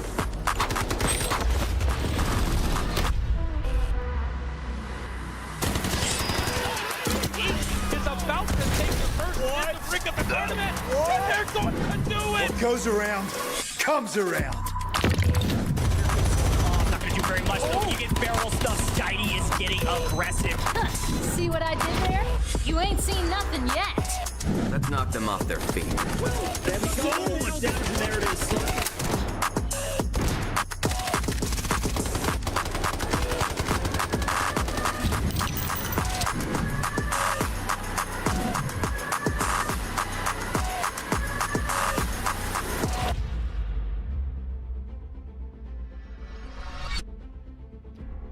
Welcome back, Delta Force Rise Series. It's day 1 of week 3 here in EMEA, and we just wrapped up our first Space City map on map number 4 of the day with Mandelbrick Addiction dropping frankly, a historic map. 12 kills, a Mandelbrick. Unbelievable statistics from them. The amount of points they just earned is maybe the most I've seen in either region. I think the only other team that's gotten close to this is Space Station Gaming from Americas, who did nearly the same thing. NBA leapfrog this leaderboard, go all the way to the top. 29 total squad points plus that brick means they are well into first place. 29 is a huge amount at this stage in the match, and even if this ends up in a tiebreaker between single Mandelbrick teams, that's going to keep them well ahead. There's a whole lot of catching up to do, particularly from those teams in the bottom half. FLOORPOV, Genius, and number 1 lagging behind pretty significantly on squad points now. They need to get themselves a Mandelbrick. Fnatic, still locked in on a second place, but they need to double their score to get ahead of NBA now, or get that second brick, which there'll be an opportunity for that in this Space City game that's coming up. That's exactly right. It's going to be Space City until we're done, unless we get to round 7. Then the team in last could choose Brakkesh, but it's going to be Mandelbrick rounds no matter what. So here we go, back to Space City. Now, we will know that teams that got those tier 1 spawns won't stay there, but I think the most important quandary right now is this screen on in front of you. Operators. I mean, Genius can't use a Tempest now. They've used both. They used 1 and 2, and 4 it means they're out of Tempest until round 7. AGARTHA has both of theirs. Number 1, everybody else 1. But in general, of course, my eyes are on Mandelbrick Addiction and Fnatic, who can still use that Tempest. Why is Tempest so valuable, Ben? What makes Tempest so different, especially on Mandelbrick rounds? You see her used in so many different ways, just being able to send someone in essentially for free to try and grab that brick, whether it's picking it up initially at the start of the game to take control of it, or whether it's trying to take those decodes. You'll see how teams move in, try to get the defending team to use up some of the utility, and then send the Tempest in, go for the grab, and bounce that back. And that's why it's so powerful. You essentially get a bonus life. You don't leave a player in a difficult to res position. We have a little look, by the way, at those spawns. You can see who's got the list of the prios, and we're going to find out who's going to get the possibly cursed Westgate. Although Fnatic did actually get through in the end. They lost a player and managed to get through. But as you mentioned during that last game, it held them up. Particularly Genius, they got held up in a very long fight, coming in from that dormitory spawn in the end. Yeah, no, 100%. That Westgate spawn is a bit cursed. If you can get through it quick enough, you will be first to the brick, but you've got to get through it without losing a body. If you lose a body, you're down bad. I mean, it is really difficult to get out from there because you have to rotate out in the open. But here we go. Let's see what happens. Round 5. Only 2 teams can close it out. Everybody else hoping that this goes one more round. A quick look at operator choices, and everybody bringing in a Tempest that can. Genius, the only team that cannot. Makes a lot of sense to me, but Genius may be first to the brick as they come sprinting this direction. NBA not finding really any hardship making it through Westgate. That's the least contested I've ever seen that Westgate. AGARTHA had moved around and basically just not bothered and given it up, and then they've walked straight into FPOV and Yersai picking up the first knock. That's one of AGARTHA down, and absolutely gifting the Westgate spawn to NBA there. They're going to be very happy about that one. They are well into the middle now, and it is Team Genius Gen who got the other prio spawn. They came in from Employee Passage, so they're already nicely in the middle, along with Fnatic, our other Mandelbrick team. They came in over the suspension bridge, over the keycard. We saw Raid Bull sing up there right at the start, and they are also in the central area. So 3 teams at the moment in the middle, looking for that brick. The other 3 still on the outside of the core area. And this is really good news if you're NBA fans, because they can close out the competition right here. They also have rotated up ramp, and they found themselves over the decoding station they just won at just a moment ago. They now know this is clear. If they play for the brick from this side, they can use Tempest to get right back over here, immediately put the brick into the decoding station, and try to do the exact same thing they just did a moment ago. Quick look at our loadouts. Again, disregard if somebody's not bringing in armor. Their teammates are dropping it for them because their teammates have more money than them, etc. There's other reasons why. But you do see AGARTHA in full gold, one of the only full teams in gold on the map right now, so they could have an advantage, albeit they did just lose a player a moment ago. Yeah, an absolutely battered gold army you can see there. Needs a little bit of work getting that back up to up to top quality, but still, you know, his teams are still limited on how much stuff they can buy as well. So despite, you know, NBA destroying the entire lobby and making their life's fortune in the last game, they can't, you know, go crazy and buy anything they want. There are limits on that. As we see Jen taking another knock. There's Chin's taken out by, who else could it be? It's SkyT. Yeah, and this engagement right here, actually pretty interesting to look at just because AGARTHA is down to a duo, but the fight around Brick is the most important one. So we swing back over there to see Fnatic playing low side here. They do have Raid Bull on the Tempest and is going to go for the Brick. Not able to get it fast enough as Uvalier. Very well done to hold the right angle, hold the Brick spawn, keep the Brick at spawn so that when their Tempest ult comes off cooldown, SkyT had moved up and gotten a kill on one member of Jin, but wasn't able to get the Brick. So once it comes off cooldown, you're going to see them make a play for the Brick immediately. Again, Genius, having lost one, goes for a risky play, and it pays off. Sensing that NBA are paying attention to the Brick, maybe not watching that body, able to grab it. Killo's done very well to get that body and move it back there. Most of the time on these Space City games, you see a knock pop up. Half the time, that's going to be a Tempest, of course, going down, and they're just going to get that pretty much free revive. But no Tempest for Genius. So you know, that was just a genuine, authentic, classic knock, but they are going to get one up. That's Chins who got taken down. Killo getting the res. AGT still have a player down as well. That was that early knock we saw up in the dormitory area, and I don't think they're going to get that back. No, that has gone full now. So 2 players remaining for the rest of this round for AGT as our Brick sits there. You know, players waiting for their Tempest ults to recharge. You can see that slowly going at the bottom of the screen there, and then we'll see another flurry of activity and a flurry of shots and util thrown down towards that Brick, I'm sure. Yeah, only a few more seconds until SkyT's ult's available, like you mentioned. NBA in a pretty strong position right now. Again, Genius does not have a Tempest, so they can't contest the Brick spawn as well as NBA. They're just going to try to hold it and keep burning that utility. In the meantime, AGARTHA, quick glance at them. What have they been doing in full golds? Well, they lost their third, and that third bled out because FPOV held it. So there's nothing for them to do besides play as a duo now. And I don't even know what they can do besides wait on somebody to get the Brick and then assess the situation and try to play for wherever the decoding station may be. Now, FPOV could play a bit of spoiler here to NBA if they elect to come wrap all the way around to ramp, because this is where SkyT's going to go with the Brick. Can he get it for free? Enough smoke in the area? Yes, just enough. Gets the Brick. Back to the decoding station they go, and SkyT should be planting it here in just a little bit. Yes, this is back up the same decode station we saw utilized in the previous game. We have NBA were holding this one. FNC was sort of holding the one to the southeast in the black chamber, the space chamber it's sometimes called. But it's gone this way. It's gone back to NBA. They're our team with already 1 Brick on the board, and they've got another Brick decoding. Both of our Mandals so far today have gone uncontested. So if it goes uncontested again, NBA winning. And let's hope our teams maybe figure that out. They don't know which team is decoding without getting that intel themselves, right? Yeah, that's true.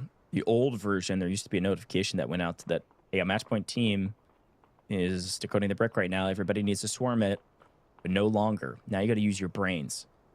Now, Genius may know. They've had enough engagements across the bow that there's a chance they have an understanding of who this team is on the other side. But other than that, nobody's 100% sure. Only can be guessing. But why leave anything up to chance? Got to go for the Brick. Fights outside of the decoding station, just like last time. Great news for NBA if some of these kick off away from decode. It's going to be hard for anybody to rotate up towards the decoding station if they're getting shot in the back.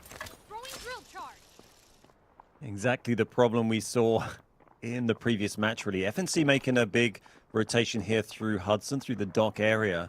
And then that's going to give them an angle on, you know, FPOV are trying to flank round and they're going to want to come up the ramp. Fnatic are going to be shooting them in the back as they go up the ramp. We've got MBO still kind of far off to the east with Genius in the middle. Those guys have all been looking at each other. And then AGARTHA are sort of doing their own thing, not even in the core area. So everyone's certainly situated in a way that would be pretty, NBA would be pretty happy with if they knew where all the teams were on the map right now.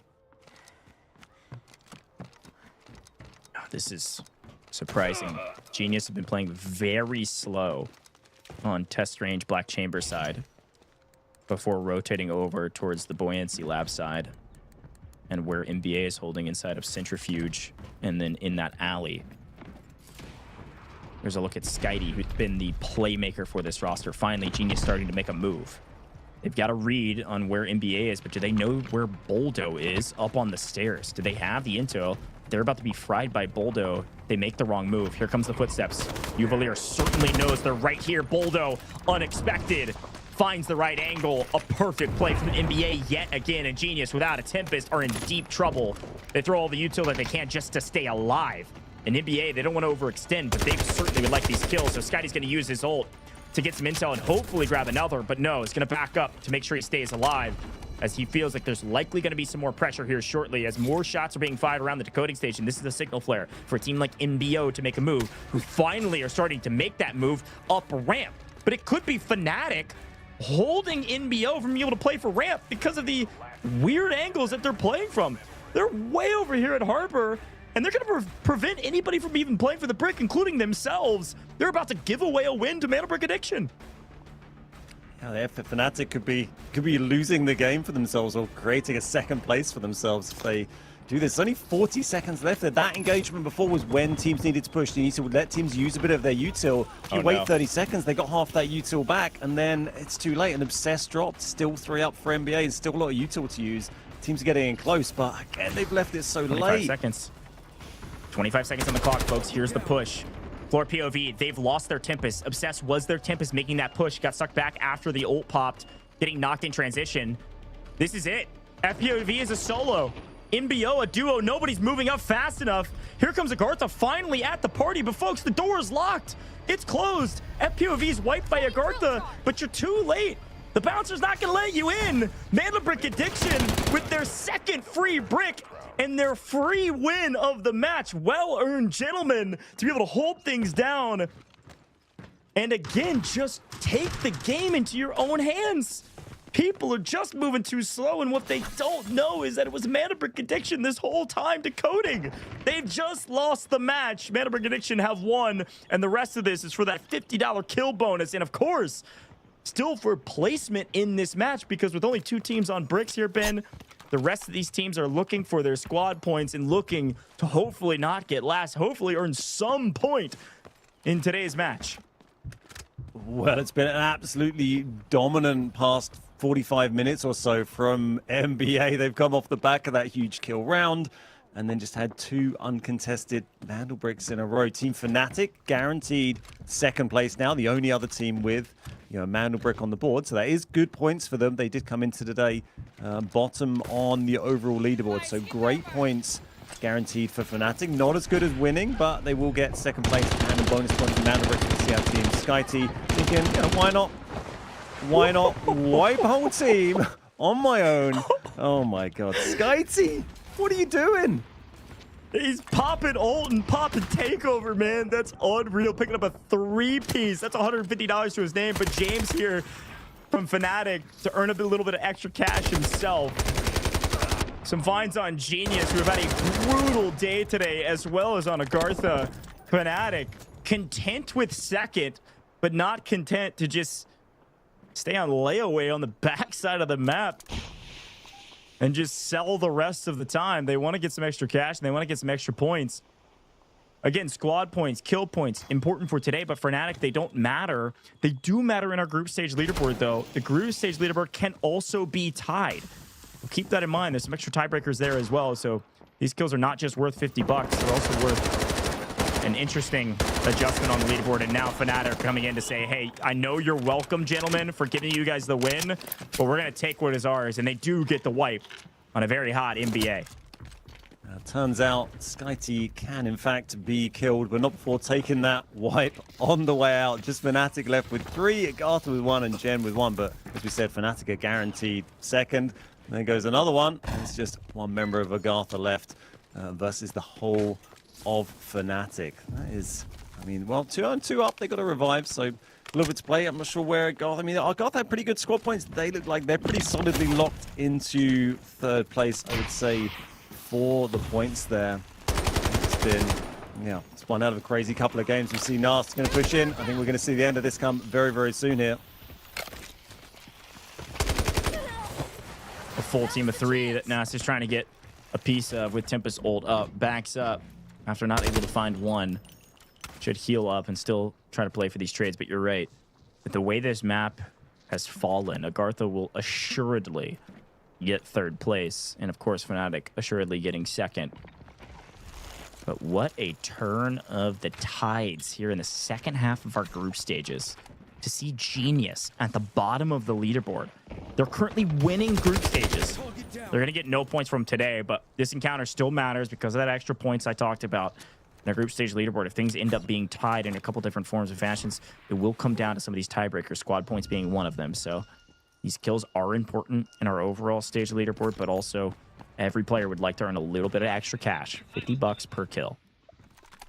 Yeah, and, you know, not only were Gen top on the leaderboard coming into this, they were top by a few points. I think 4 or 5 point lead at the top of the overall leaderboard for EMEA Rise so far, starting week 3 as we maybe check out a bit of team comms from FNC here.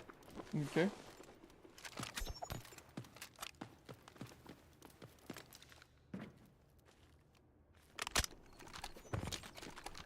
Je vais voir sur les bodies s'il n'y a pas des trucs. Côté garage, j'ai du bruit là. D'accord.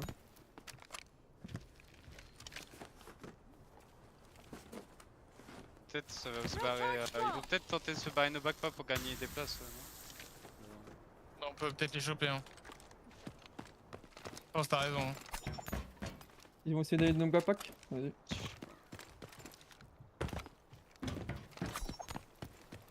All quiet in the comms category because they're focused on maximizing their loot and then also communicating any intel of where this remaining duo could be.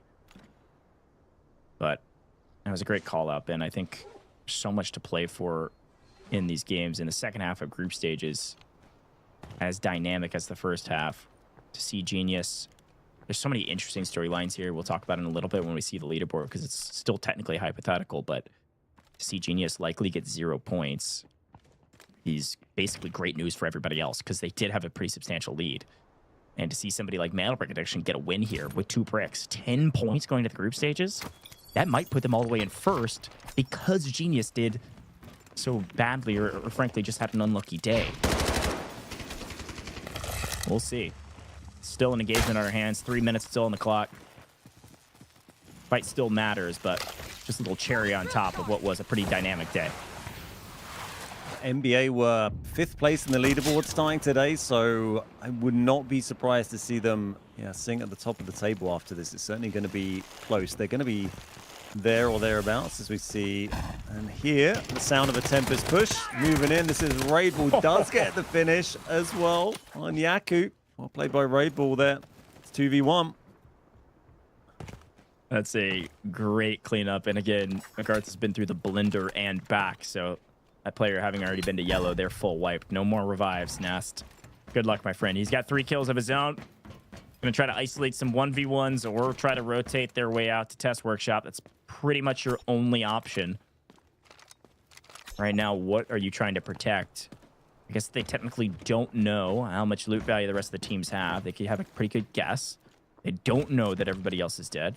They'd have a pretty good guess considering the game clock and the bodies that were seen on the ground. But spotted and on the hunt, FNC will try to track this last remaining player down just for the sake of the extra cash and the extra points. Nast in a bit of trouble.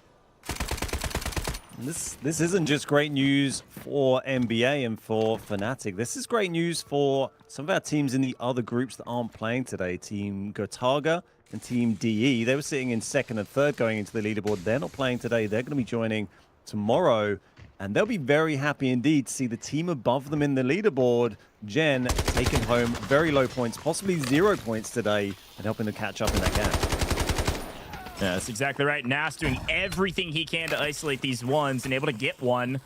It's a great job. He is gaming right now, using utility near perfectly to ward off a push from what would have been a 2v1 now turns into a true 1v1 as the 3rd for Fnatic. Nowhere in sight. Potentially pinching from the other side. Finally, Bane going to join the party. And Raidball just going to stick the res here because, for a couple reasons. One, if you can prevent yellow timer, that means Nas won't get the point, which is worth it.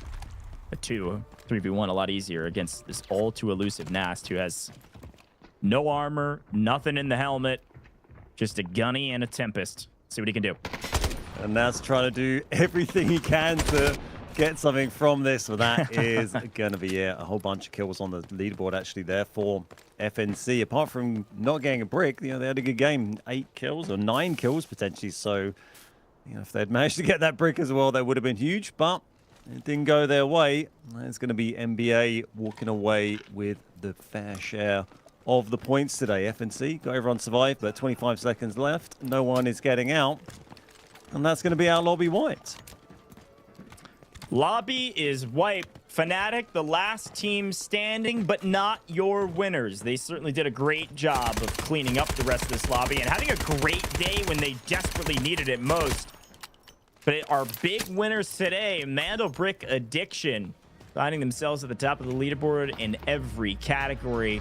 The highest total squad points, the most bricks, and a win. Mandelbrick Addiction, the top team, but Fnatic assuredly takes second as the only other team to get a Mandelbrick. Really well done from Fnatic. They're going to jump up this leaderboard pretty dramatically as well. Reminder, these guys had 5 total points in the entirety of all of their other 3 matches. And now Fnatic just earned, I believe, 7 from today alone. Yeah, big point score for them. That's going to do them a lot of favors. Unfortunate for FLOORPOV. They started so strong in game 1 today on 0 down. We saw them pick up, I think, 6 kills. They got a lot of frags there, a lot of points on the board early, but they just weren't able, again, to convert that into Mandelbricks, and that's what counts. And today, you know, we saw those Mandelbricks just go uncontested, sometimes from, you know, teams just not putting enough pressure, sometimes just a bit of luck. But, you know, it's just that positioning on Space City. There's so many angles. There seems to always be a team shooting you in the back when you want to go in and contest that brick. And it just shows how important getting that first brick on the decode is right now, particularly on that station. Yeah, it just puts you in such a powerful position. And again, I was shouting it out when, you know, is that our first Westgate win? Like, that was crazy. That came from Westgate, right? They were able to sneak through Westgate, not get contested by AGARTHA, and therefore get the brick, because it allowed them to rotate up through ramp and clear that decoding station on the left side of the map. This is a great job from these guys. Again, they pick up 5 kills and the brick. Mandelbrick Addiction, the top team today by a country mile.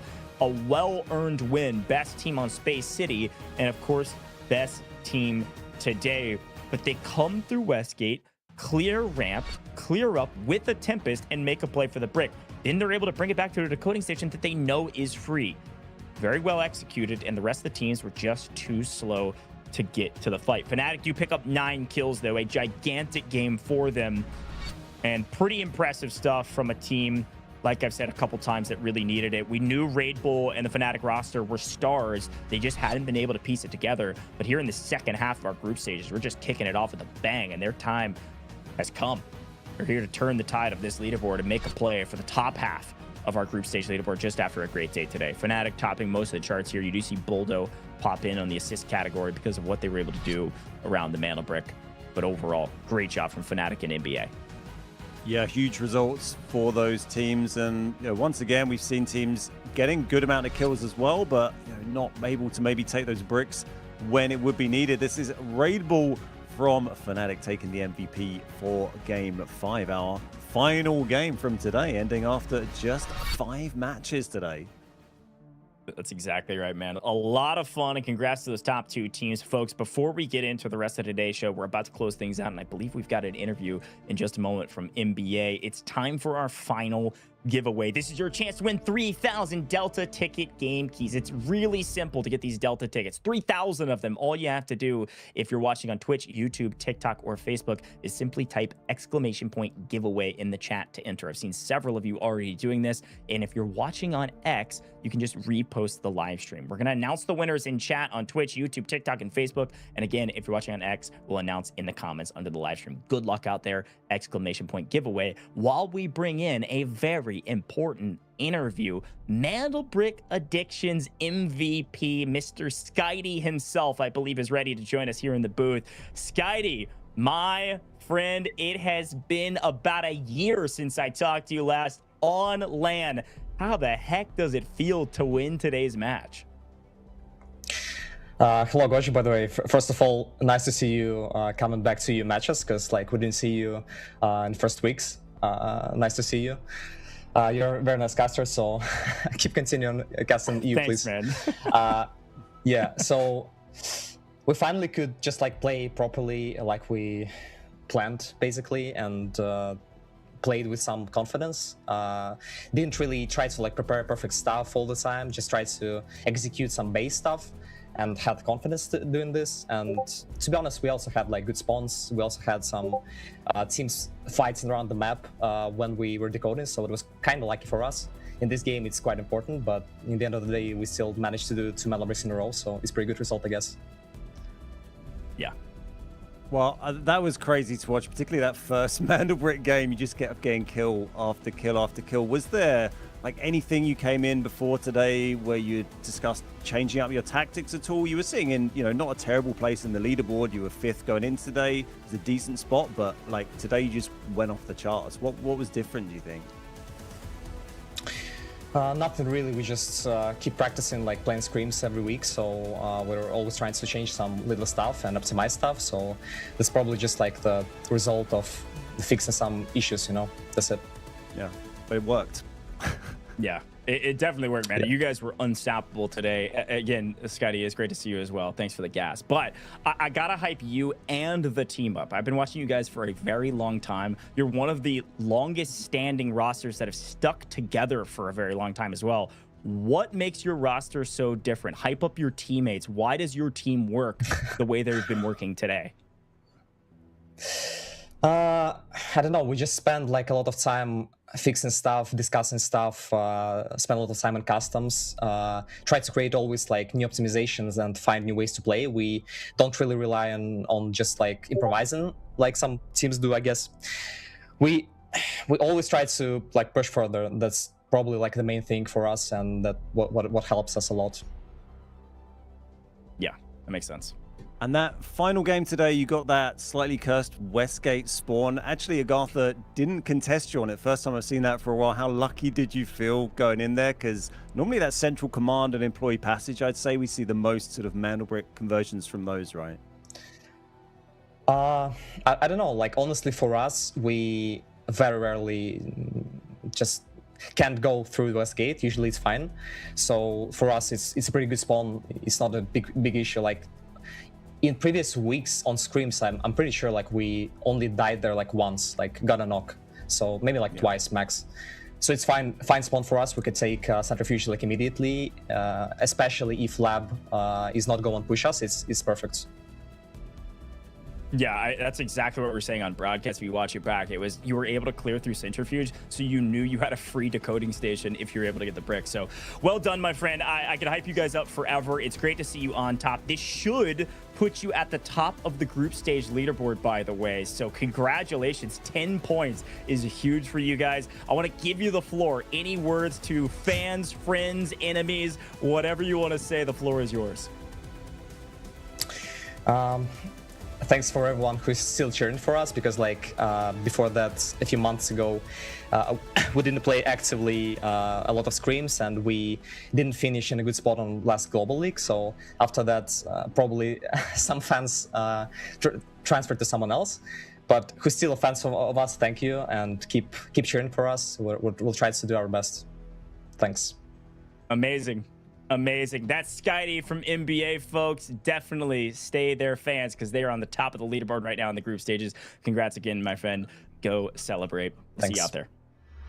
Yep, see ya. Cheers. Woo, all right, been a fun interview and a great mind for the game. Those guys have been putting in the reps, and it has paid off. And a quick look back on some of the highlights. There was utter domination from Skydee himself. So many kills. 13 kills from Skydee as an individual. Folks, not only is that a ton of cash, that's like $650 that he just earned today as an individual, but also this just gave them so much value on the leaderboard, let alone the bricks they were able to get. Yeah, just massive, and I'm so happy we're able to get Skydee in to talk to us there. Of all the players playing today, his performance has just been on another level. I mean, their whole team obviously has played very well together, but SkyT has been leading the way in terms of frags, and great to have a chat to him and just get a bit of an insight into their mindset coming into this. You say obviously they've been playing together from way back before Hangzhou, before Invitational last year, so just that chemistry between teammates. Sounds like they came into this quite patiently. They didn't change anything up drastically. They were just waiting for it to click, waiting for those opportunities. And today, NBA took those opportunities. Yeah, and looking back on the final leaderboard, we do see the final placements are exactly what we thought they would be. Of course, NBA wins, Fnatic gets second because those teams got the brick. But AGARTHA picks up third, frankly, on the back of their kill points. Picked up 18 total kill points in comparison to the rest of the lobby, which combined 4th, 5th, and 6th barely eclipsed them at a total of 19 between 3 teams, 10, 5, and 4. Genius has got to be one of the biggest stories of the day, aside from our winner. They have been the top team through group stages, and today just was not their day. Jin was in first and now get last. It will not drop them likely out of the top 3, maybe not even in the top 2, but they will likely not have a top spot now that NBA is able to put up 10 points and they put up 0 in today's match. Here's a look back on all of the winners in our group stages thus far as we have gone past our halfway point. You can see that Genius has won 2 matches, including the last one that they played, but NBA, the big winner today, and that's certainly going to help them out on the leaderboard like we've been talking about, Ben. Yeah, their first win of a day, NBA there, so big result for them, and they were sitting mid-table going in, so that's going to throw them right up there. And I was thinking a minute ago, I was like, Nox might be getting worried about SkyT catching up, and SkyT is just 2 points behind, obviously, or 2 kills behind. Obviously, Nox, Team Gotaga didn't play today, so tomorrow they have their opportunity to add to those totals. But yeah, Jame up there as well on 30 kills, joint with SkyT, both fragging out today. And then you can see lots of our players getting a whole bunch of kills today, but it's the players at the top of the overall leaderboard that have also been converting those to Mandelbricks that's been important. There's Jame, top of our player damage ranking now as well, with DE going to be playing tomorrow, Ubishka, and Nox as well. We just saw one of our other team, our Pool A, Group A teams, we're going to see again playing later on this weekend. Yeah, a good shout there, Ben. A big shout out to James, going huge today for Fnatic. That's a ton of damage. Likely going to see Ubishka and Nox, like you mentioned, eclipsing that shortly in the next match when they do arrive here on main stage and play their 4th match. But either way, you look at it, SkyT also moves up to 4th overall on the right, eclipsing 7,000 damage. In general, really fun to watch these individual tallies continue to rack up. This is a team-based game, and everybody has a different role, and you can see some of those roles here on main stage. SkyT moves up to 2nd as well in the overall assets gained category. This is such a fun leaderboard to talk about because it is an extraction-based game mode, and extracting does get you a lot of value, but in our current format, kills are the way you earn value. These are some of the top slayers on the map as well, and therefore earn a ton of value for their team. SkyT picked up 13 kills today, folks. That is well over 8 million. It's well over 9 million, into the tens of millions in assets gained today just from those kills alone. So that is a ton of value. Keep that in mind. Kills are really important. Here's our overall leaderboard, though. Like we mentioned, it was gonna be close at the top, but because Genius picked up 0 and NBA picked up 10, NBA move up to 1st in our group stage leaderboard, with the only team close by is Genius currently, but Gotaga playing tomorrow. Team Gotaga, if they get a win, they can move up to 1st. If DE get a win, they can move up to 1st. If Alliance get a win, they can move up to 1st. There is still anybody that could be at the top of this leaderboard right now, but I've got to turn my eyes to the right side of the board as well, Ben. Take a look at where Fnatic was able to jump up to. Yeah, Fnatic were on 5 points at the start today, so they've gained 7, got themselves up into 9th place there. So, it's not on the right side of the leaderboard, well, the left side of the leaderboard they'd rather be on, but that sets them up. That was a similar amount of points that we saw NBA come into today with. I think they had maybe 15, but, another big day from Fnatic can get them up into that group. And really what you're trying to do is you want to be in those top 2 and definitely not in the bottom 2, because that's what's going to help you go into that final weekend and not have to go through the grinder and go through those survivor matches if you're in those top 2. That's right. Well, folks, as you know it, same time, same place tomorrow. It's going to be Friday, Saturday, Sunday, every week until we're done with our 5-week competition. 4 weeks of group stages, our 5th week, our survivor stages into the finals. Tomorrow, though, it's going to be the other 2 groups, groups A and B, competing to see who could maybe top the leaderboard and dethrone a now leading Mandelbrick addiction. Will Team Gotaga continue to reign supreme? Will Dark Entities continue to slay out and find themselves at the top of the leaderboard, or will everything change like it did today? Folks, drop a follow on all major socials like you see down below here with Delta Force. So many great things happening in the Delta Force ecosystem on the main channels, on the Esports channel, here with the Rise series. Check out that website. But Ben, I gotta hear from you, my friend.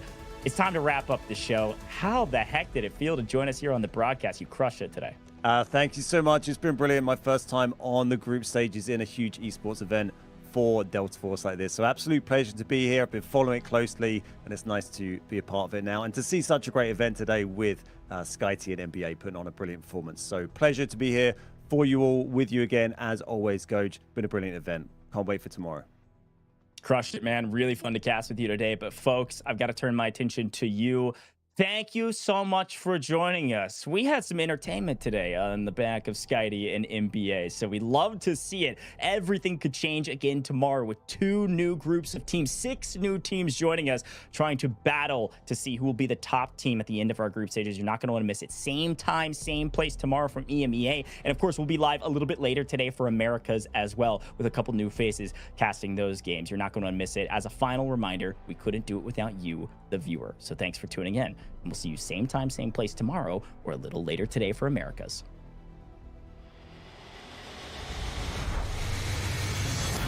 Two members, now the odds are in their favor, 2v1. Everything getting spammed